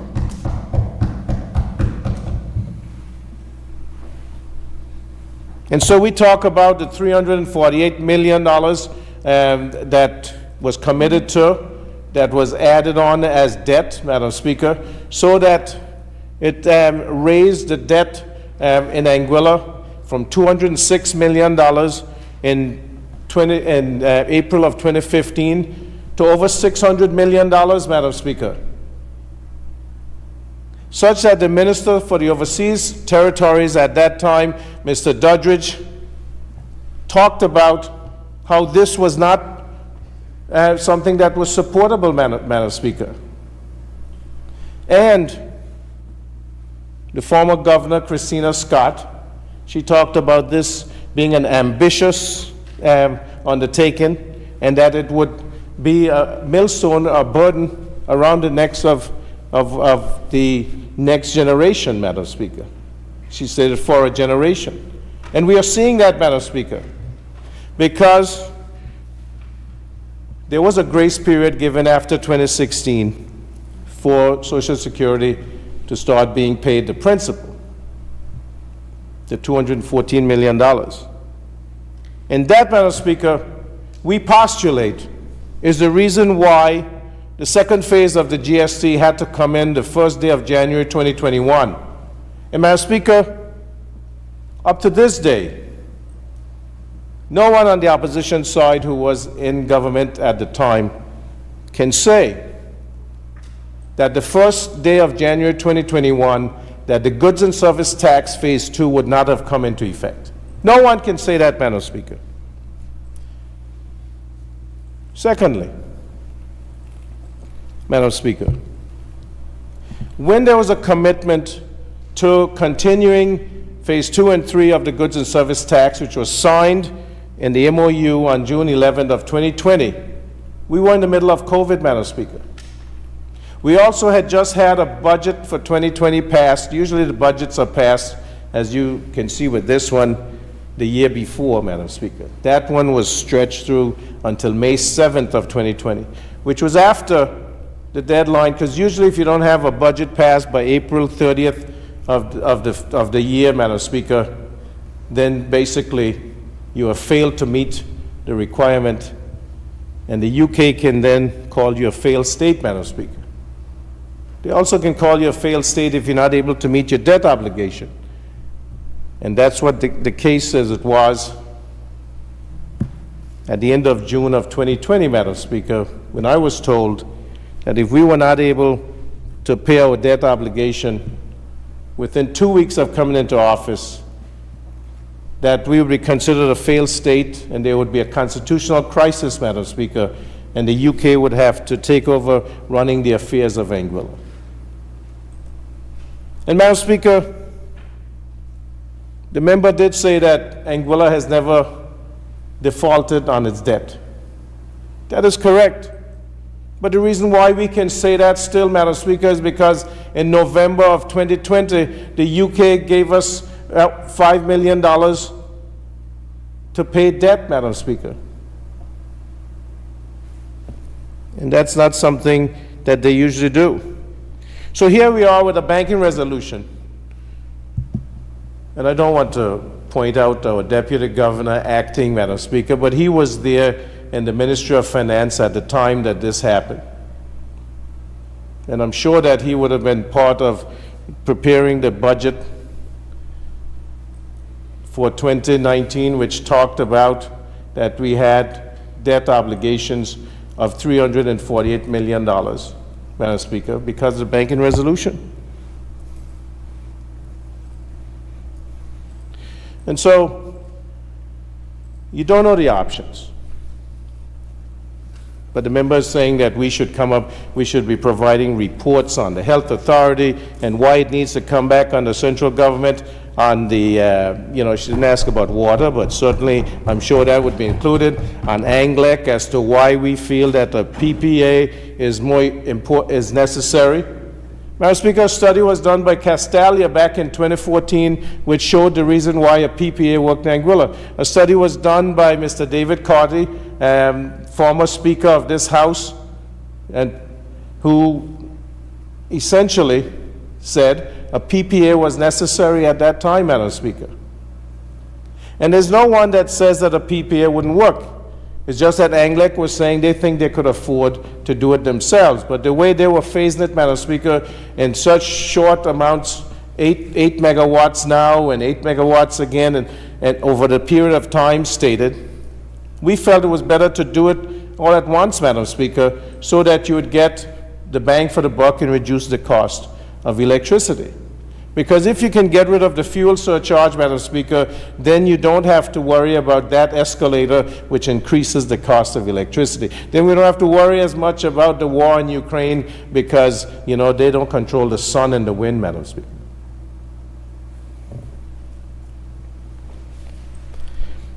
Madam Speaker, almost died in my seat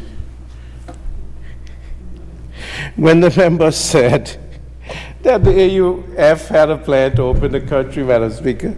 They said they would do villas first and then move to the hotels. It almost died, Madam Speaker, because I remember that when we sent out that proposal for the phased opening of the country and that the bubble concept, that there were persons who...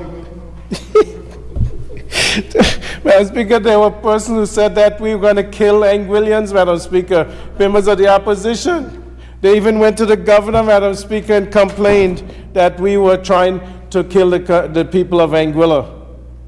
But yet, they had a plan, On a point of order, Madam Speaker, two points of order. One, the member has just said that they went to the governor to complain about killing the people, and I'd like him to specify which members of the opposition did so, Madam Speaker.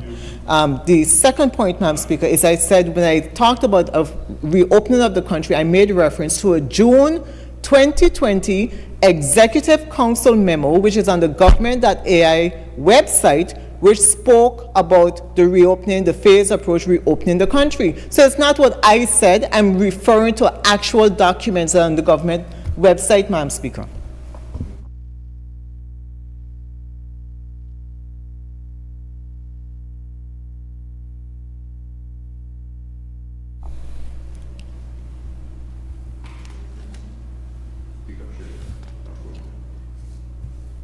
I thank the member, Madam Speaker, for trying to clarify what was said earlier. But I can say, Madam Speaker, that when this administration proposed the first phase of the reopening that was so skillfully put in place by the then Parliamentary Secretary, Ms. Quincy Gomes-Marie, the Minister for Tourism, the Anguilla Tourist Board, and, Madam Speaker, the stakeholders, the villa operators, the hotels, the transport, the ground transport operators. Madam Speaker, we were criticized that July 31 of 2020 was too soon to consider this, Madam Speaker. So, Madam Speaker, revisionist history. It's always good when you can go back and accept the praise, Madam Speaker. But when it comes to the GST, that will never happen, Madam Speaker. So let's get to the Health Authority, Madam Speaker, because, and I'm not going to be long, Madam Speaker, because, you know, the budget stands, it speaks for itself. You know, if Vin Gandhi was here like he was in 2011, he would have slammed this down and said, this budget stands, Madam Speaker.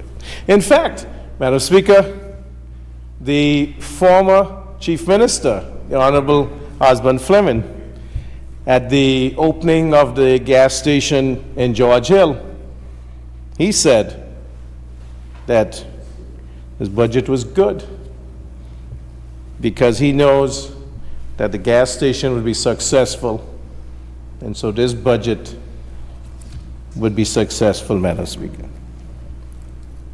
So, in terms of the Health Authority, Madam Speaker, the Health Authority had several years where no audits were done.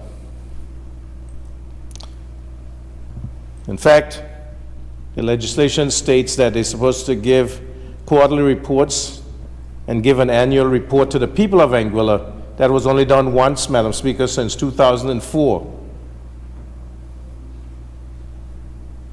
And I want to thank the late Honorable Eric Reid for leading on the Health Authority being set up, Madam Speaker. The intention was good, but in practicality, Madam Speaker, it has never done what it was supposed to do, Madam Speaker, and therefore it is time for the Health Authority of Anguilla to be disbanded and brought back as a department in the Ministry of Health, Madam Speaker. Now the intention is that it will have more doctors, more access to health care, affordable access, more equipment, so they can provide more modern services. These are the intentions. And Madam Speaker, we are making progress in that direction.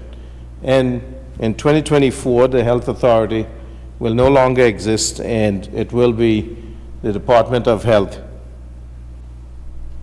And the minister elected by the people to be responsible for their health care will have more oversight, and the Health Authority as it is. The hospital still has to function, Madam Speaker, similar as it is. The clinics still have to function as they are, but with better oversight, they will be more efficient, and they'll provide better care, Madam Speaker. And so,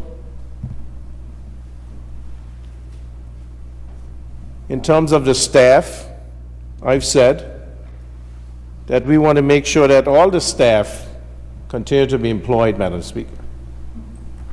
Some of them will be absorbed into the public service if there's no job that correlates to what they're doing right now. But we still need, as I said, the hospital has to run, the clinics have to run, the services have to provide it like they are. There may be some executive positions that can be absorbed by persons in the health, in the public service. But I also said, Madam Speaker, that their salaries will be personal to holder, so they won't see a reduction in their salaries.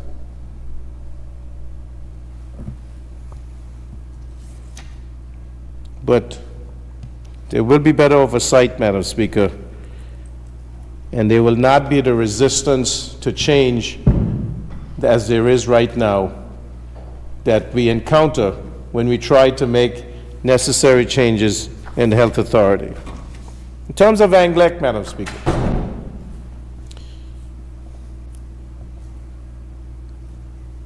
we want to make sure that Anguilla moves towards renewable energy, and we are making every effort in that regard. A request for proposal has been written, Madam Speaker.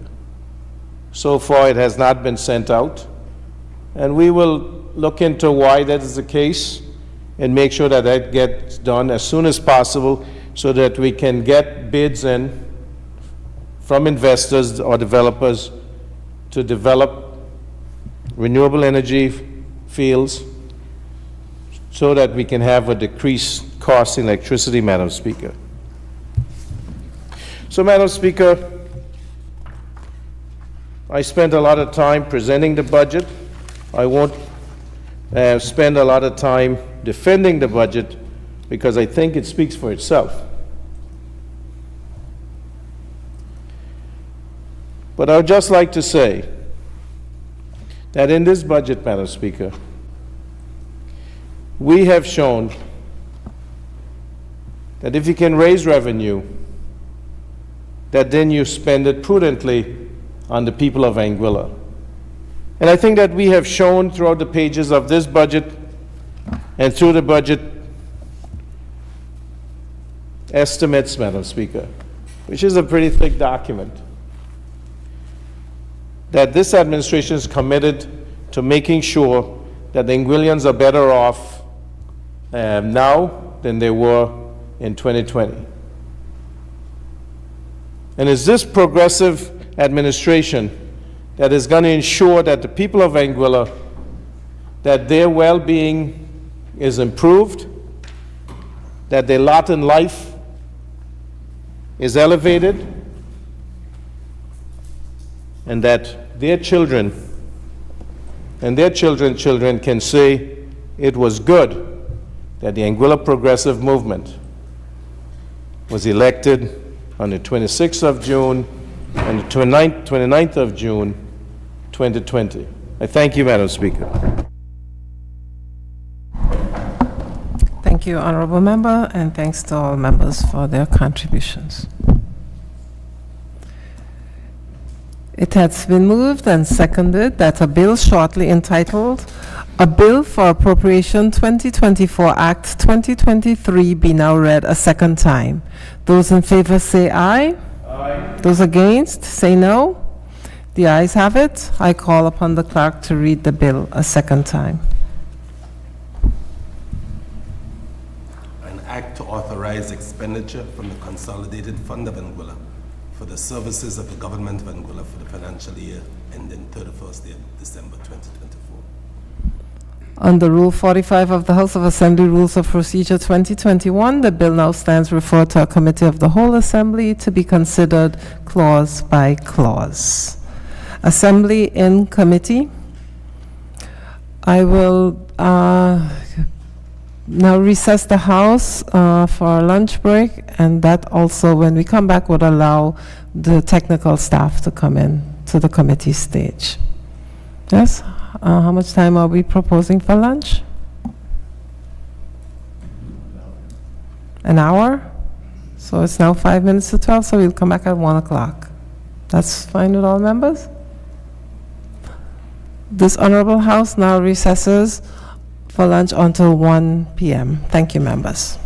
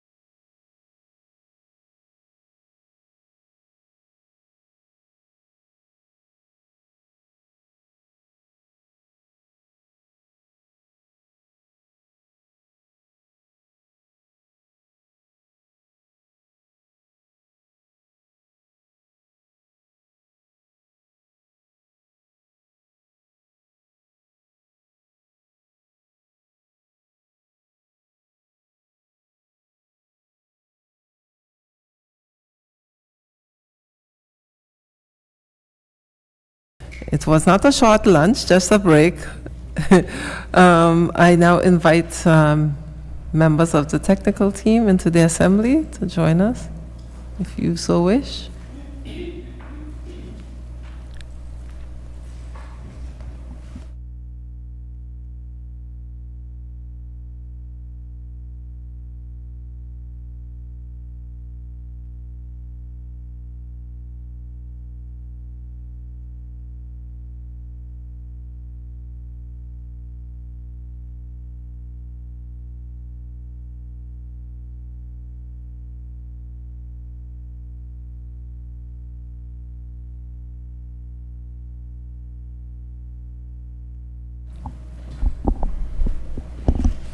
Thank you.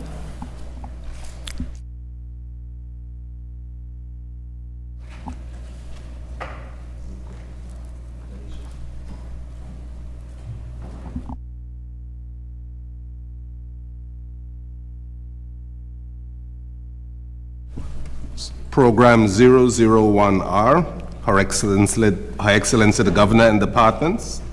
Program 001, Her Excellency the Governor, $744,632. Program 100, Public Administration, $6,479,765. Program 101, His Majesty's Prison, $5,290,992. Program 103, Disaster Management, $1,340,195. Program 104, Financial Intelligence Unit, $846,296. Program 200, Police,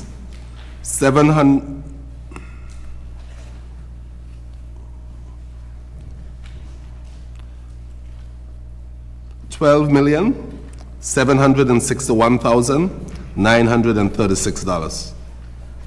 Program 251, High Court, $3,826,531. Program 252, Magistrates Court, $734,809. Program 300, Attorney General's Chambers, $3,853,703. Total, Her Excellency the Governor and Departments, $36,615,097. I put the question. The program 001R, Her Excellency the Governor,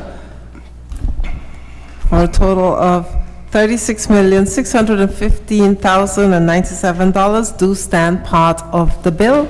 Those in favor, say aye. Aye. Those against, say no. The ayes have it. Program 350R, Ministry of Home Affairs, Labor, Immigration, Information and Broadcasting, Lands and Physical Planning.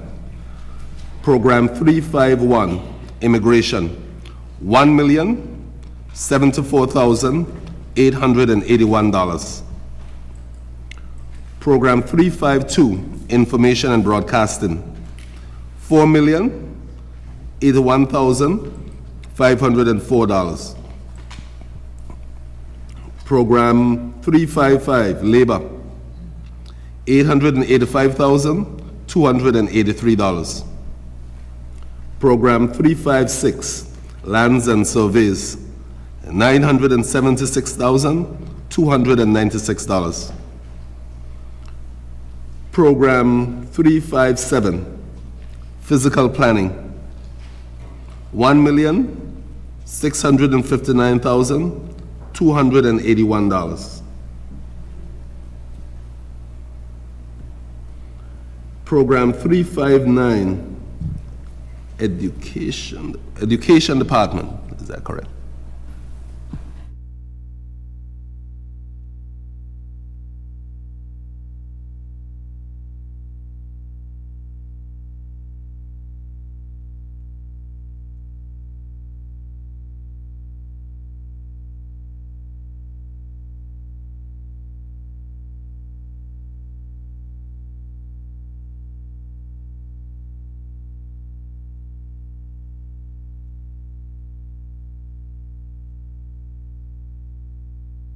So total for Ministry of Home Affairs, Labor, Immigration, Information and Broadcasting, Lands and Physical Planning, $9,952,831.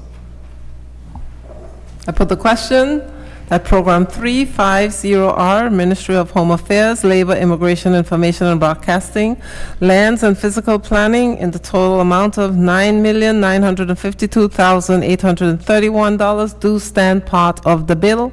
Those in favor say aye. Aye. Those against say no. The ayes have it. Program 450R, Ministry of Finance and Health.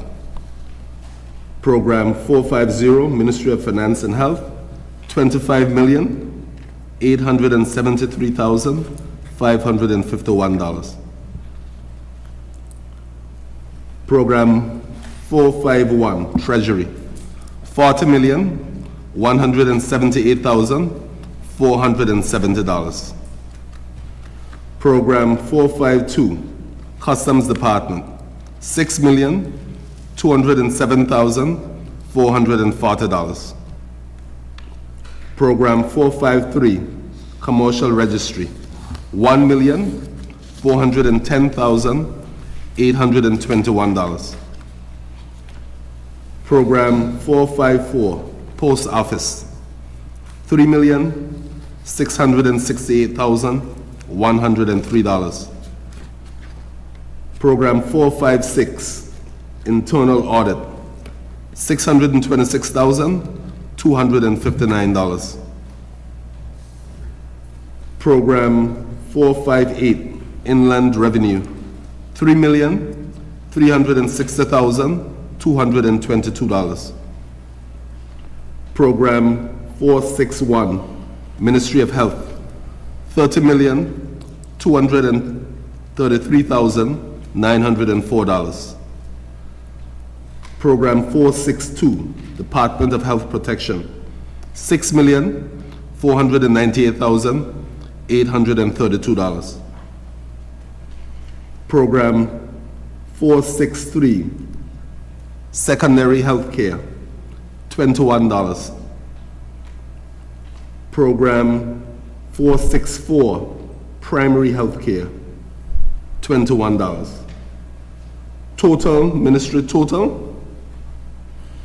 Ministry of Finance and Health, $118,057,644. I put the question, Program 450R, Ministry of Finance and Health, totaling $118,057,644 do stand part of the bill. Those in favor? Aye. Those against? The ayes have it. Program 550R, Ministry of Social Development and Education. Program 550, Ministry of Social Services, $9,620,826. Program 551, Education Department, $39,438,453. Program 554, Department of Social Development, $6,364,997. Program 557, Library Services, $1,148,217. Program 561, Department of Probation, $2,238,272. Program 562, Department of Sports, $1,864,258. Program 563, Department of Youth and Culture, $4,626,967. Total for the Ministry of Social Development and Education, $65,301,990. I put the question, sorry, yes, member. You can see it.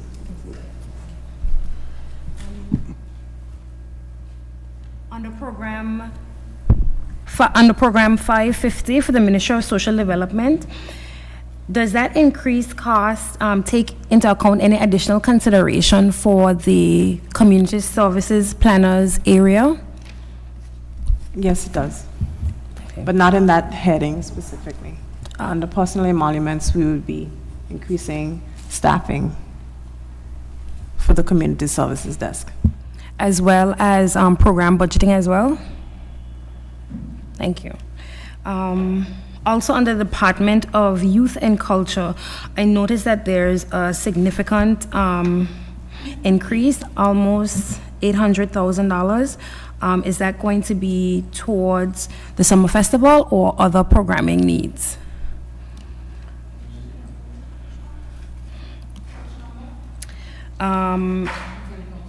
Youth and Culture, Department of Youth and Culture, 563. It's about an increase of 700 and something thousand, but almost 800,000. It's an increase for Summer Festival, but also Department of Youth and Culture also has an increase for the operationalization of the National Museum. Okay, thank you. That's it. Pardon?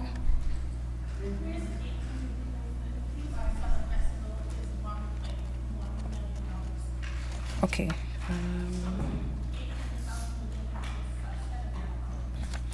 It was under a specific head. Hold on, let me tell you the head.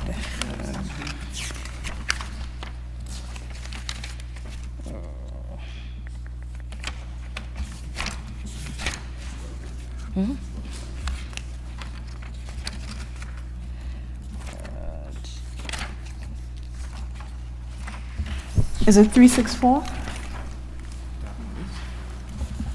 Under 364, you see the difference, Madam Speaker, Madam Chair, sorry. My apologies. Under 364, you see from the total estimate for culture and art development under 364, 1.579 million, going to 2.37 million in 2024. It was on page 157. Okay, got you. So not, okay.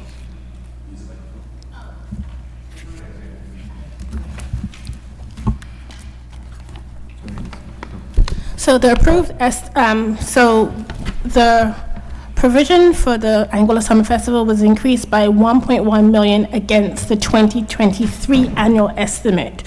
But the budget was revised in year, so you will see that there's an increase in the revised estimate against the approved estimate, and that was because there was additional expenditure needs to cover for this current summer festival. So yes, so 800,000 would be matched against the revised estimate, but for in terms of the budget estimate, it was 1.1 against the original annual estimate. Okay, I understand now. Thank you so much for that clarification, Marissa. That's it, Mr. Proctor, for those areas. Sorry, Madam Speaker. Sorry.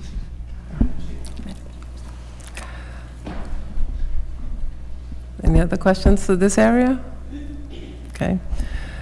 I put the question that program 550R, Ministry of Social Development and Education, totaling $65,301,990, do stand part of the bill. Those in favor? Those against? The ayes have it. Program 650R, Ministry of Infrastructure, Communications, Utilities, Housing and Tourism. Program 650, Ministry of Infrastructure, $23,583,115.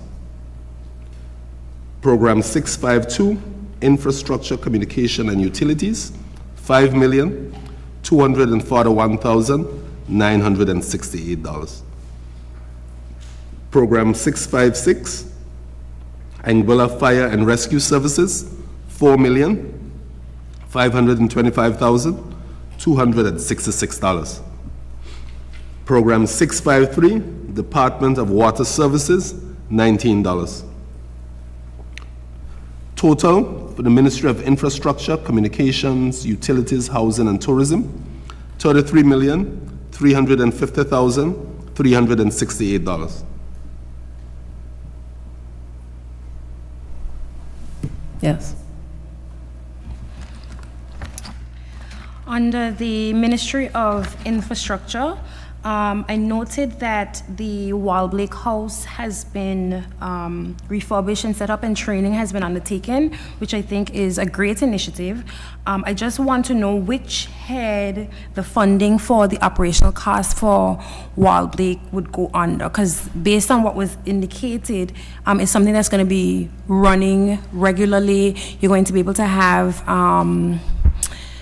staffing there, you're going to have operational costs, you're also going to be able to do tours and stuff like that from the private sector. So I just want to know where that funding is going to come from, which head.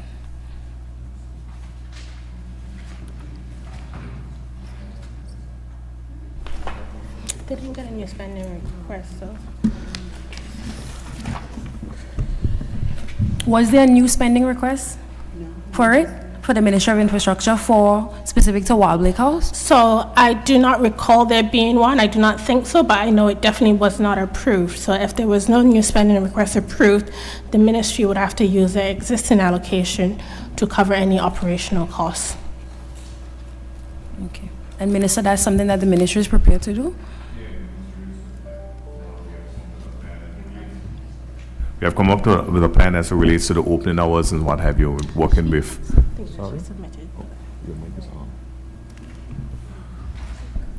As to how we're going to be moving that forward, but we'll be rolling it out in January of 2024. So next month? Next month. Next month, we can expect that it will be open? Yes, absolutely. With the... We've adequate started staffing. refurbishing work. It's already, the training is done. We've already started some tours. We're going to have a caterer in place as well. That is not going to be under the salary of the ministry, but that person will be raising their own revenue for themselves, but just additional service that will be provided. And you'll have information for the tours Yes, on the site? definitely. Is there a And specific site that we should utilize? I visit Anguilla.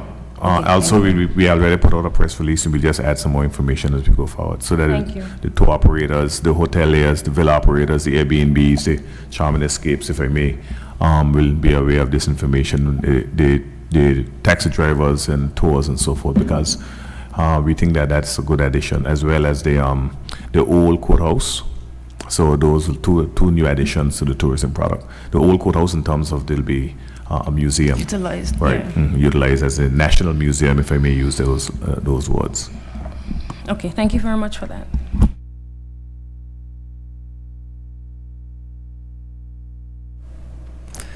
I put the question that Program 650R, Ministry of Infrastructure, Communications, Utilities, Housing, and Tourism, in the total amount of $33,350,368 do stand part of the bill. Those in favor? Those against? The ayes have it. Ministry of Sustainability, Innovation and the Environment. Program 850, Ministry of Sustainability, Innovation and the Environment, $1,790,708. Program 851, Department of Information Technology and E-Government Services, $8,788,461. Program 852, Statistics, $915,862. Program 853, Department of Natural Resources, $4,167,843. Total for the Ministry of Sustainability, Innovation and the Environment, $15,662,874.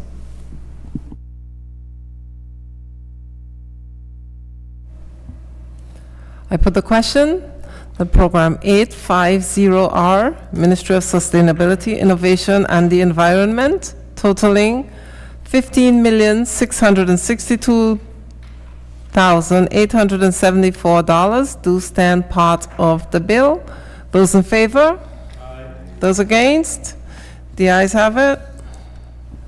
Total recurrent expenditure, $940,804. I put the question that the total recurrent expenditure totaling $278,940,804 do stand part of the bill. Those in favor? Aye. Those against? The ayes have it. Capital expenditure. Program 001D, Her Excellency the Governor, $1 million. I put the question that Program 001D, Her Excellency the Governor, totaling $1 million, do stand part of the bill. Those in favor say aye. Aye. Those against say no. The ayes have it. Program 350D, Ministry of Home Affairs, Labor, Immigration, Information and Broadcasting, Lands and Physical Planning, $4,450,000. I put the question that Program 350D, Ministry of Home Affairs, Labor, Immigration, Information and Broadcasting, Lands and Physical Planning in the total amount of $4,450,000 do stand part of the bill. Those in favor say aye. Aye. Those against say no. The ayes have it. Program 450D, Ministry of Finance and Health, $563,000. Put the question that Program 450D, Ministry of Finance and Health, totaling $563,000 do stand part of the bill. Those in favor say aye. Aye. Those against say no. The ayes have it. Program 550D, Ministry of Social Development and Education, $7,532,000. I put the question that Program 550D, Ministry of Social Development and Education, totaling $7,532,000 do stand part of the bill. Those in favor? Aye. Those against? The ayes have it. Program 650D, Ministry of Infrastructure, Communications, Utilities, Housing and Tourism, $88,281,942. I put the question that Program 650D, Ministry of Infrastructure, Communications, Utilities, Housing, and Tourism, totaling $88,281,942 do stand part of the bill. Those in favor say aye. Aye. Those against say no.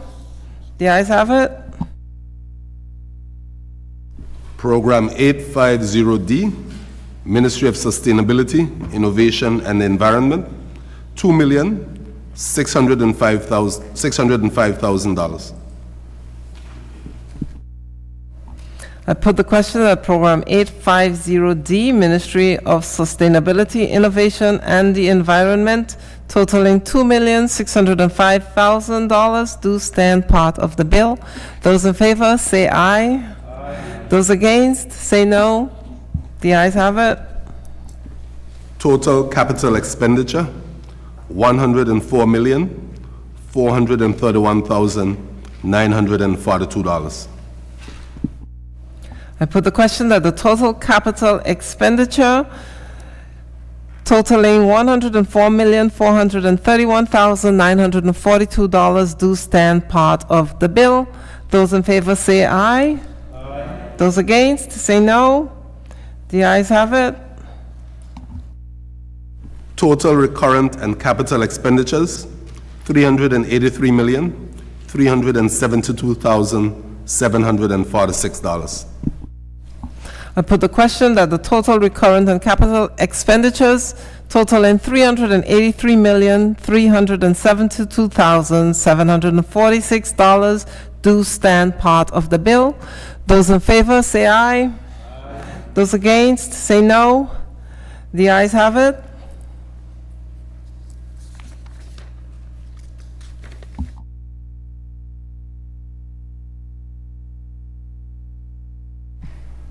Section 1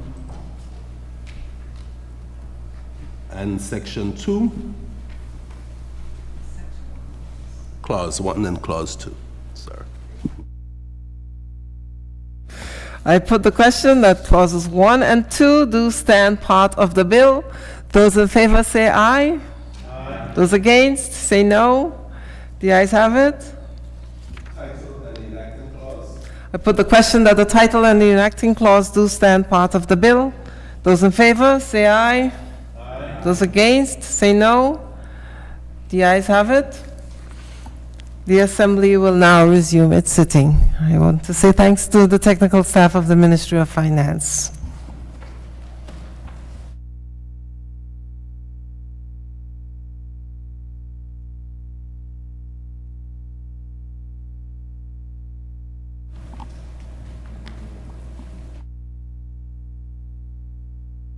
The mover may report. Thank you, Madam Speaker. I too would like to thank the members of the technical staff from the Ministry of Finance for their hard work and for being here today post-Christmas to work with us during this committee stage. Madam Speaker, I beg to move that the bill shortly entitled, I beg to report that the bill shortly entitled, a bill for appropriation 2024 Act 2023 has passed through committee without amendment and is ready for its third reading. A bill for appropriation 2024 Act 2023, third reading.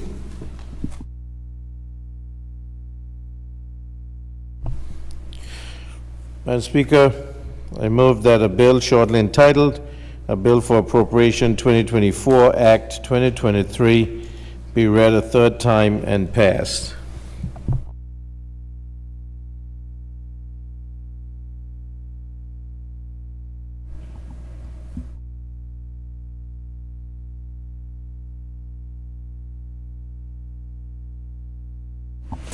It has been moved and seconded that a bill shortly entitled, a bill for appropriation 2024 Act 2023 be now read a third time and passed.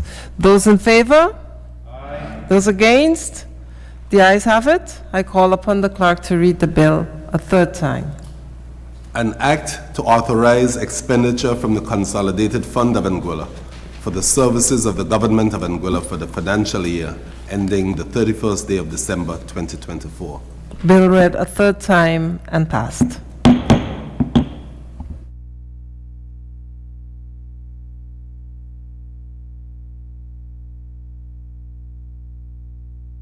Private members' bills? None. Private bills? None. Other orders of the day?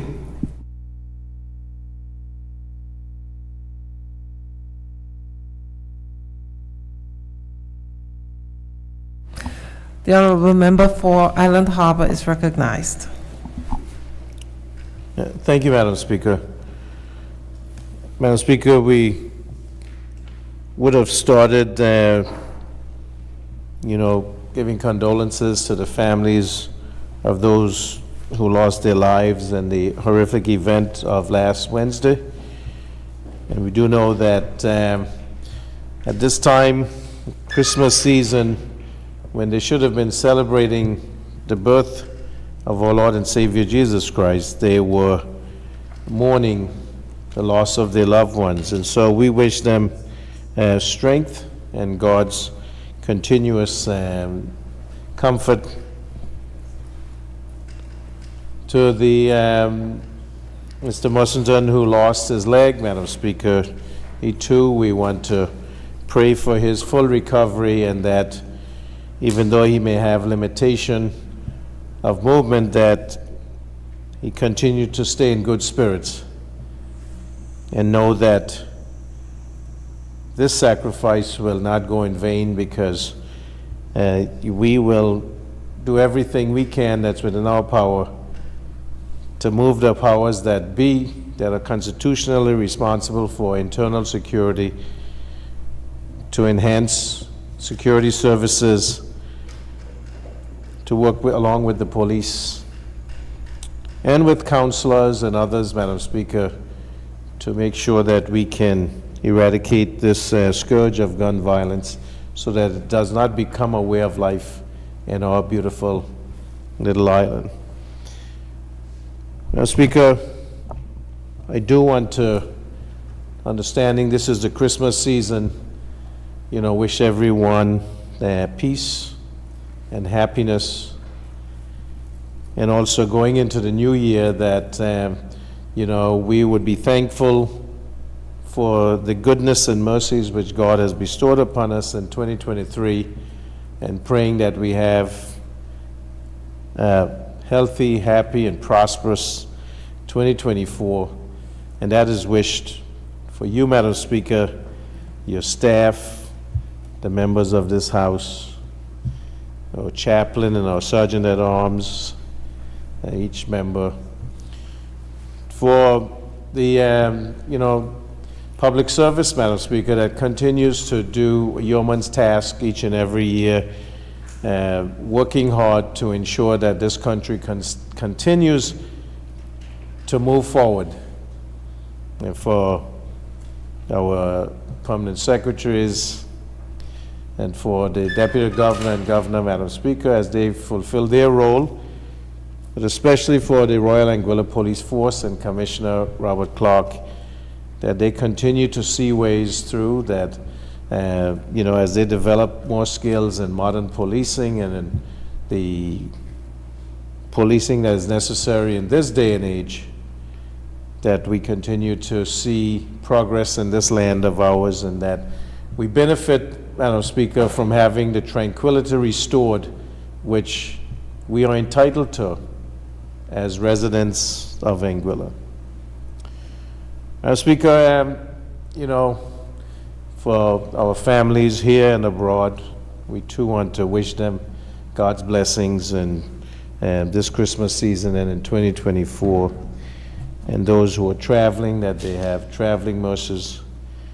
And Madam Speaker, I just want to thank the team and the Anguilla Progressive Movement, members of government, those who are not in government but are with us step by step, our supporters, and especially District 1, Madam Speaker. I want to wish everyone in District 1 that they benefit from, God's blessings as we go forward, and then Anguilla in general. But I want to thank District 1, Madam Speaker, for giving me this opportunity to be here as the leader of government business and allowing us to have this type of budget that we can bring to the House, where we know that the revenue has increased, but the services that we're providing for the people of Anguilla continue to make the people better. Thank you, Madam Speaker. Thank you, Honorable Member for Island Harbor. I am going to ask at the end of the other orders of the day to have a moment's silence. I just want to know if members want to do that now or do wait for the end. Yeah, can we?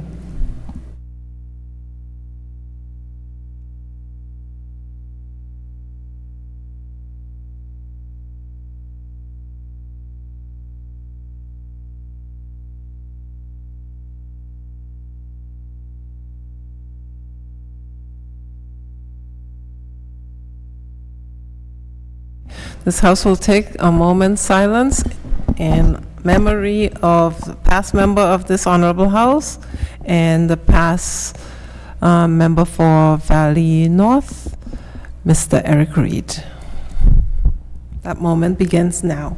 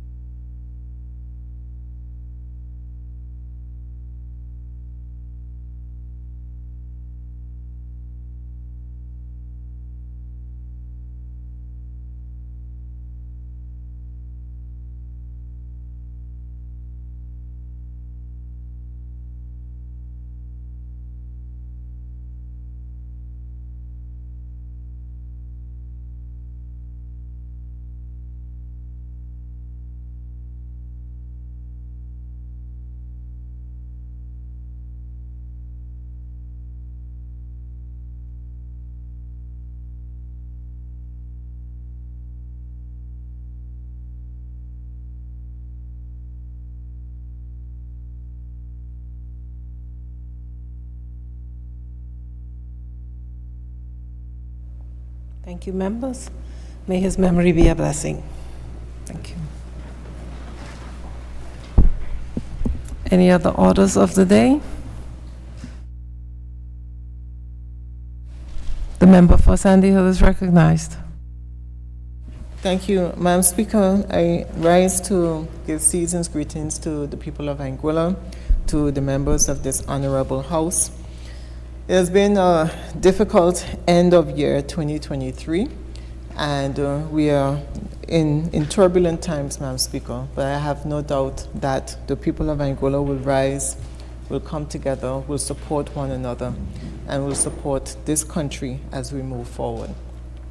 We would have already passed the Christmas Day, and so to those who were on Ireland, I hope that they had a wonderful Christmas. I know that it was a quiet Christmas.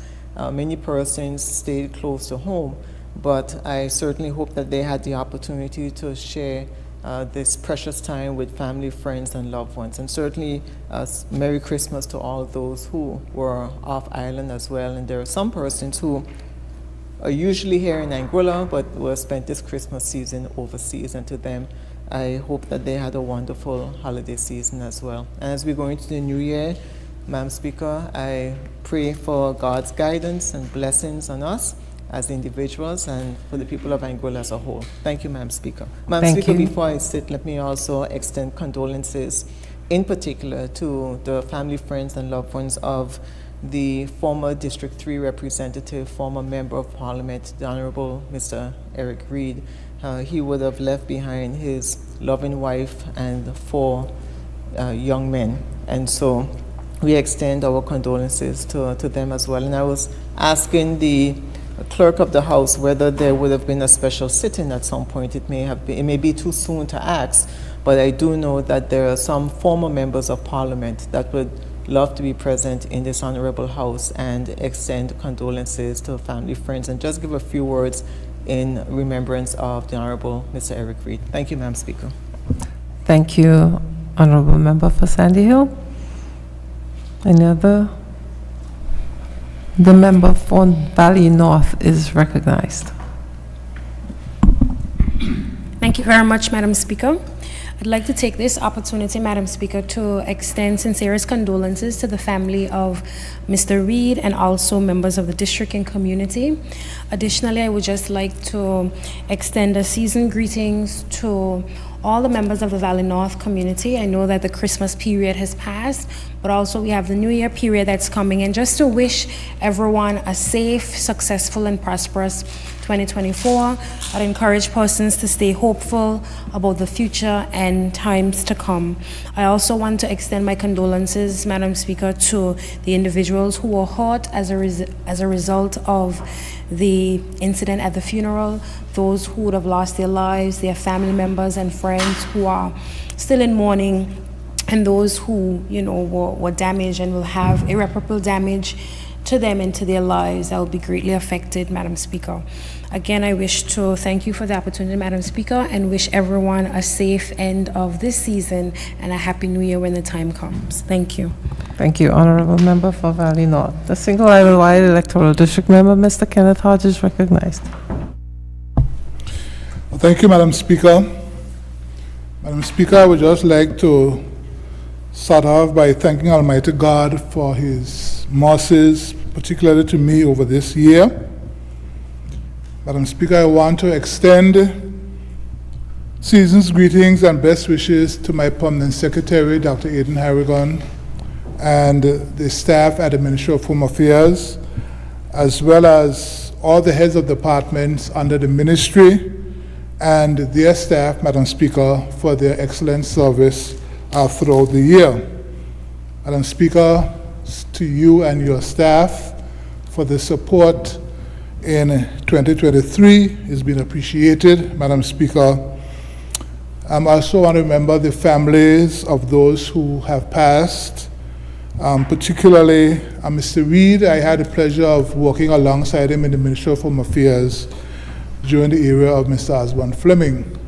And, Mr. Reid was a very jovial, always helpful person, and he will be missed, Madam Speaker.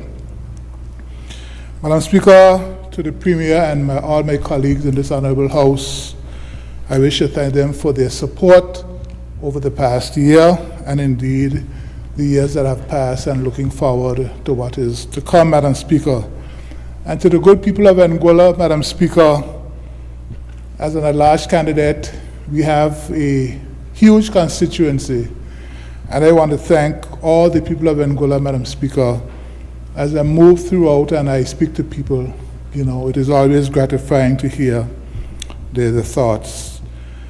And Madam Speaker, we look forward with anticipation and hope to 2024 and all that will bring, Madam Speaker, and we continue to see God's blessings over this island as we forge ahead, Madam Speaker. I hope I have not left out anyone, but thanks and all the best for 2024. Thank you, Honorable Single Island Wide Electoral District Member, Mr. Kenneth Hodge. The Honorable Member for West End is recognized. Thank you, Madam Speaker. Madam Speaker, again, I want to wish all Anguillians the best as we transition from Christmas to the New Year, that all goes well. I want to thank my people in District 7, especially, Madam Speaker, especially that I'm proud to say that we are the cleanest village, the best jollification, and of course the Dolphin Award. And as much as a lot of people would thank me and try to give me congratulations, Madam Speaker, I don't do it alone. I've got a community that's very proud of their community. And to them, that's why I didn't go to the awards. I sent them because they deserve to be recognized for the work that they do. And Madam Speaker, last week when we were here and we got the bad news, sad and bad news about what took place down at Sandy Ground, I made a point that whoever the victim was, it was going to affect one of us directly, whether it's family or within our community. And Madam Speaker, having said those words, it came home to me because one of those victims is actually John, who is the son of Anna Kennedy, who I know very well.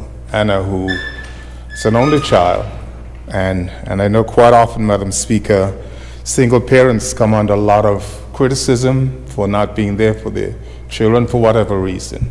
And I think that our challenge today, Madam Speaker, is that as communities, when I can talk about how I grew up with a mother in England or a father who, although here in Anguilla, was not present, it was a community, Madam Speaker, that helped me to be the person that I am today, that's been asked to represent my community.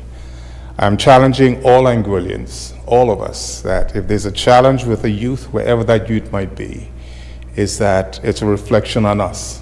When we can boast that we got through it, through our community, times have changed and attitudes have changed. So we all have to stop criticizing, especially the single parent, and it's usually a single mother, for doing 2 jobs or 3 jobs. We should be embarrassed that that is the case, Madam Speaker. But Madam Speaker, again, I want to, of the Honorable Eric Reid, I'll always remember some of the words he said to me, having traveled a lot, and when I came back in one of my interviews, I referred to the children of Anguilla as kids. And he called me and said, Mr. Connor, they're not from goats, they're from human beings, they are children. So I promise you, Madam Speaker, from that day forward, if I even think about calling our children kids, I think of the Honorable Eric Reid. He served us well, and when we talk of family, Madam Speaker, all of us who are in this house, we are from a select few, select family, that as many would want to be in our position, the people of Anguilla or our districts have made us a part of a special family. So when he passed, Madam Speaker, part of our family has lost someone. To his family and friends, and especially to the party that he represented well over the years, and the country or the island that he represented, we'll be missing someone, but he served his time. And we need to appreciate that. As he got tired, he's moved on. And it's left up to my colleague here, who is the representative for District 3 to carry that mantle, and for the rest of us to help her and to help Anguilla get to that place we all strive that it would achieve. Thank you, Madam Speaker. Thank you, Honorable Member. The member for Road North is recognized.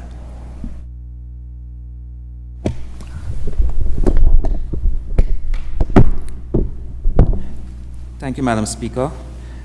Madam Speaker, I too would like to offer condolences to all who mourn. There's a lot of mourning at this time of the year and a lot of families who are suffering. I too would like to offer my condolences to the former honorable member, Mr. Eric Reed. I had a brief chat with his son, Leet Jr., and I was saying to him, if I can give a quarter of service to Anguilla, what his dad would have given to Anguilla, I would feel honored, because regardless of how you look and what side of the aisle you fall on, Mr. Reed did give a huge chunk of his life to serving the people of Anguilla, and that is very commendable. I'd also like to offer condolences to the Hodges family in South Hill, who suffered a tremendous loss, Madam Speaker, to have to visit someone and see their burying their nephew, then at that incident lost their grandson and a brother, Madam Speaker. It really hurts us at the core to see the country that we are now living in and what we are becoming. You know, in these cases, I'm often reminded that words do so little to comfort, but all we can do, Madam Speaker, is keep these people in our prayers and continue to lift them up. Is a little we can do to help. On a more little enjoyable side of it, Madam Speaker, I hope that every member of this House had an enjoyable Christmas. To you, Madam Speaker, to the staff, to the members on the other side, and definitely to my colleagues, I really truly hope that everyone had a most enjoyable Christmas, and all the best for a joyful and prosperous 2024, a year of great expectation and of great things to come. To the people of Anguilla, I also wish you the same, and I ask that you continue to keep us up in your prayers. I know I've gone to many church services, many different church and organizations in this country, and I'm always reminded that the members of Parliament are always kept up in their prayers, and I ask for that continuous prayer in 2024. To the residents of South Hill, Sandy Ground, North Hill, the area that I represent, Madam Speaker, I will just hope that everyone had a most enjoyable Christmas. The few invitations I got for lunch and food, it was most enjoyable, which just proves that my area have the best cooks on the island. I'll say no more, and it's not up for debate. And I hope that everyone would have a most enjoyable and prosperous 2024. Thank you, Madam Speaker. I see the member for Island Harbor laughing when you said that, but I'm sure there are great cooks sitting in this honorable house. The member for Road South is recognized. Thank you very much, Madam Speaker. And following on from the member for Road North in terms of culinary exploits, I would like to say that George Reed lives in Road South, and and he is the executive chef at the wonderful Lobster House, which is also in District 6 Road South, and ran and operated by Mr. Garvey Lake, who also owns the Sunshine Shack, which has been a premier beach bar and restaurant in the entire world, not only in Anguilla, but the entire world. So, and that also hails from Road South. But the member for Road North reminded me that he said cooks and not chefs. So I will say yes, Road North has the best cooks, but Road South has the best chefs. And Road South is also the home of Zarnell Hughes, which had the #1 100-meter race in the world this year in terms of times, and also broke the British 100 and 200-meter records this year. So that tells you the power and strength and tenacity of the people of Road South, including our famed cyclist, Mr. Hassan Hennis, and our first West Indies cricket player, Mr. Omar Banks, who also hails from Road South. I will not continue talking about the exploits of Road South, but what I want to say is that also hailing from Road South is Mr. Leroy Mussington. Leroy Mussington is a diligent employee of the Anguilla ANC Ports Authority, and I've often seen him at many funerals, and usually he stands from a distance and look on. But in this particular funeral, he was right there, and the unfortunate fate it was when he was also one of the victims who was severely injured, and as Commissioner Robert Clark said, life-changing injuries. But rest assured that the government and ASPA will stand by him, and his spirits is upbeat, and we will ensure that he gets back on his feet. That said, we also like to extend deepest condolences to the Hodges family in South Hill, and on their losses, the tremendous losses. They lost 3 members of their family in very short order. One through natural causes, and the other 2 through acts of wanton violence that should never happen in Anguilla. Never happen in Anguilla. And I was very pleased to see, in a spirit of bipartisanship, everybody moving in the same direction, because the violence in Anguilla is not a political thing. It is not about whether this party or that party would have been in office, or who is in office. And I am very happy that the Premier has insisted that CCTV will form part of the 2024 budgetary process, and we'll be moving out to procurement on CCTV.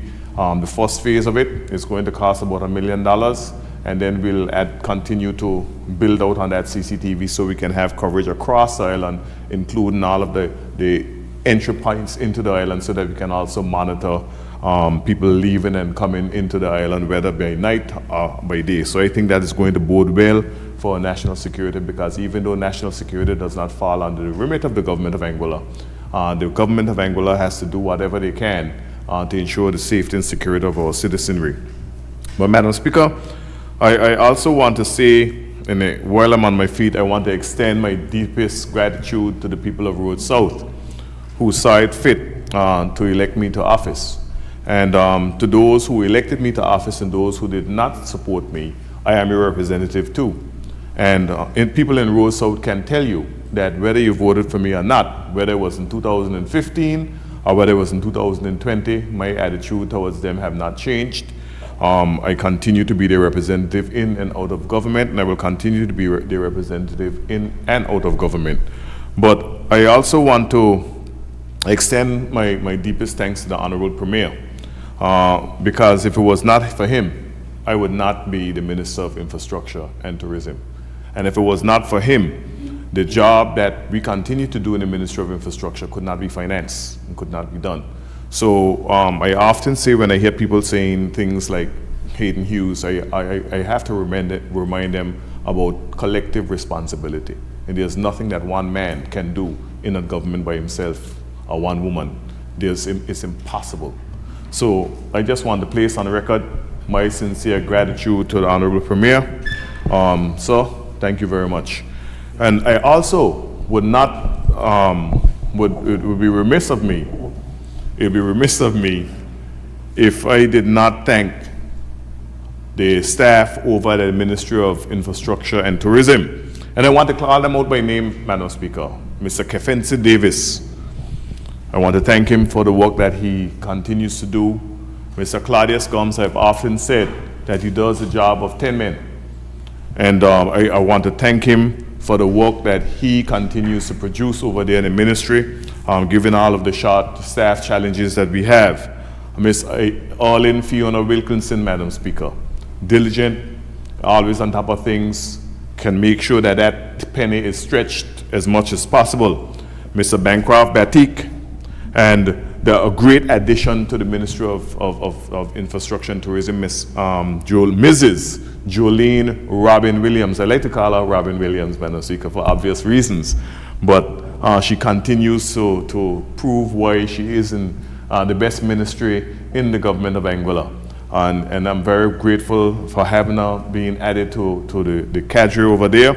and the work that we continue to do together. There's a lot of good work that we are doing together.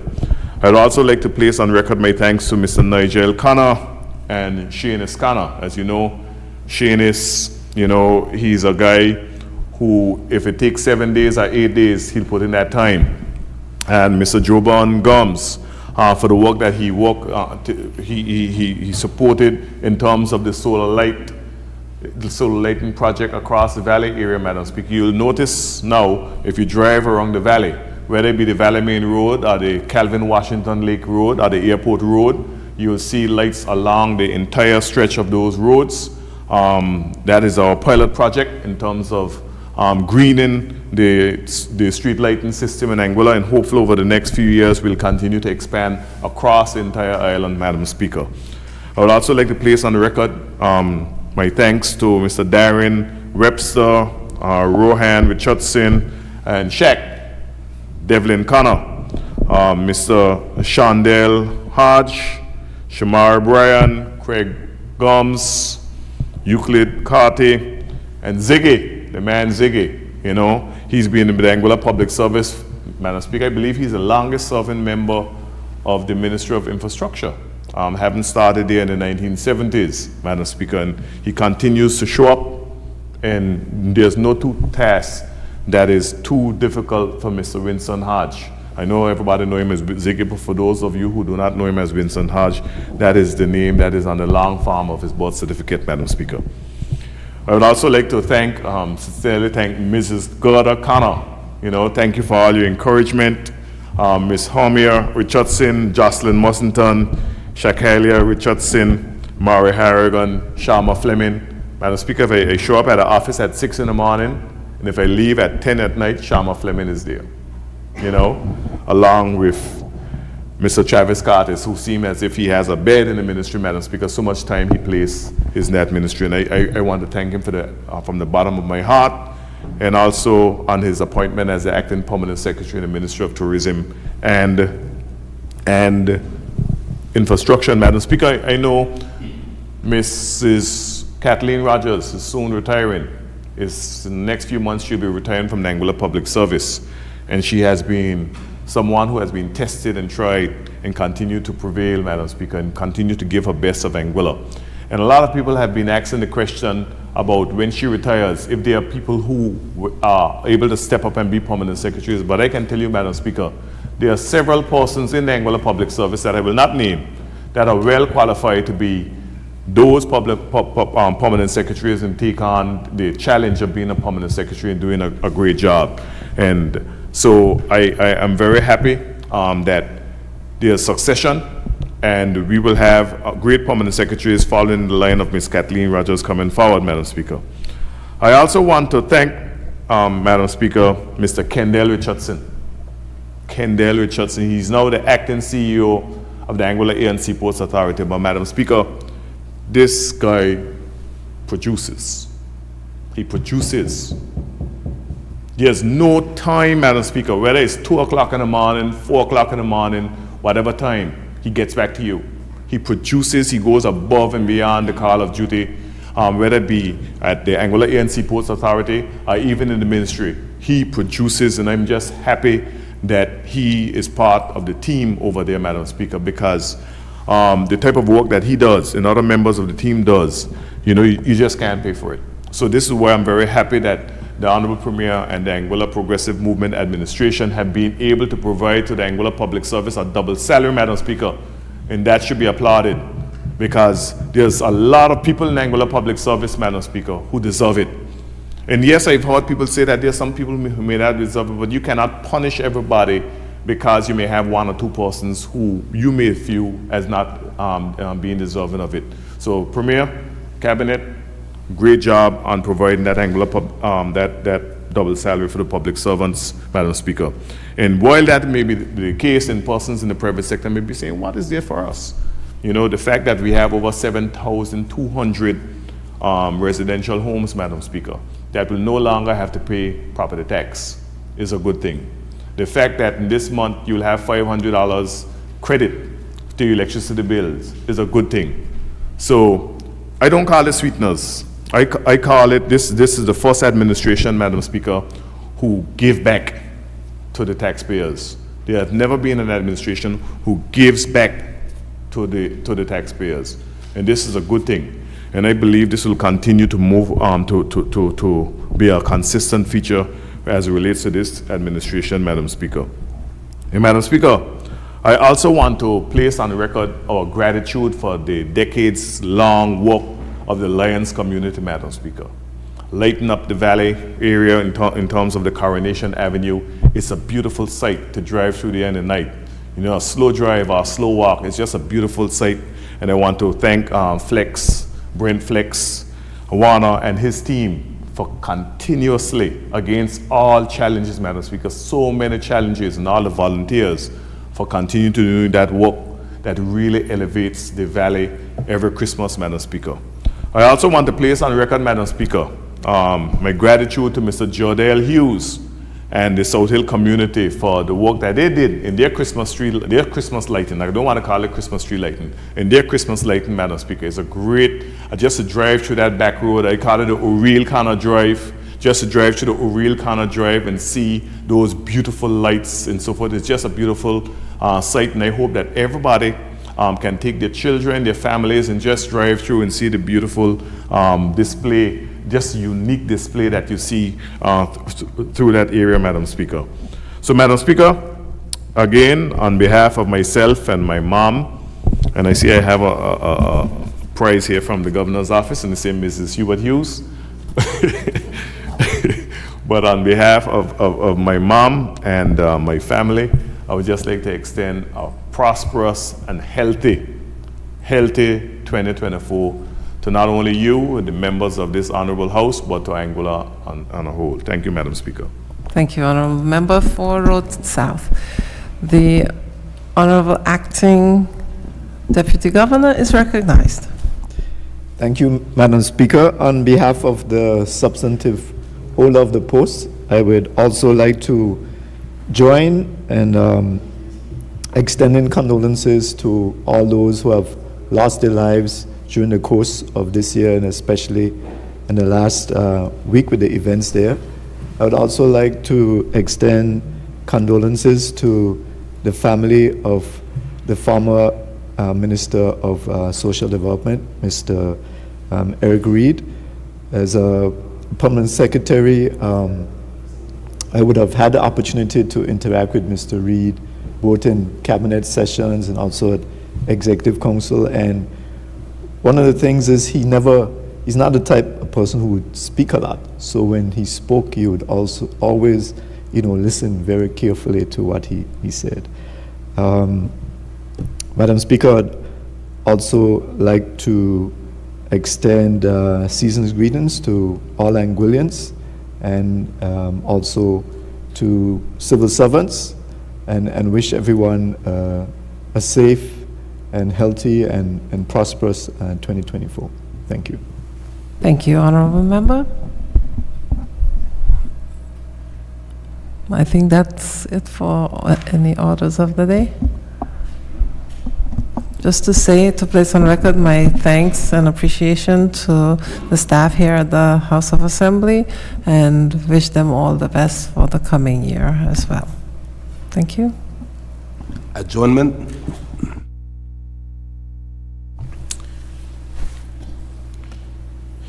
Madam Speaker, I'd like to acknowledge in the gallery the presence of the Dr. Lanny the Lion Hobson, and wish him season's greetings and all the best in 2024.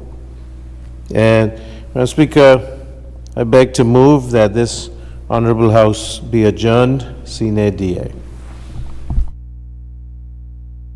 Madam Speaker, I rise a second. It has been moved and seconded that this Honorable House now stands adjourned sine die. Those in favor say aye. Aye. Those against say no. The ayes have it. This Honorable House now stands adjourned sine die. Thank you, members. Have a good day.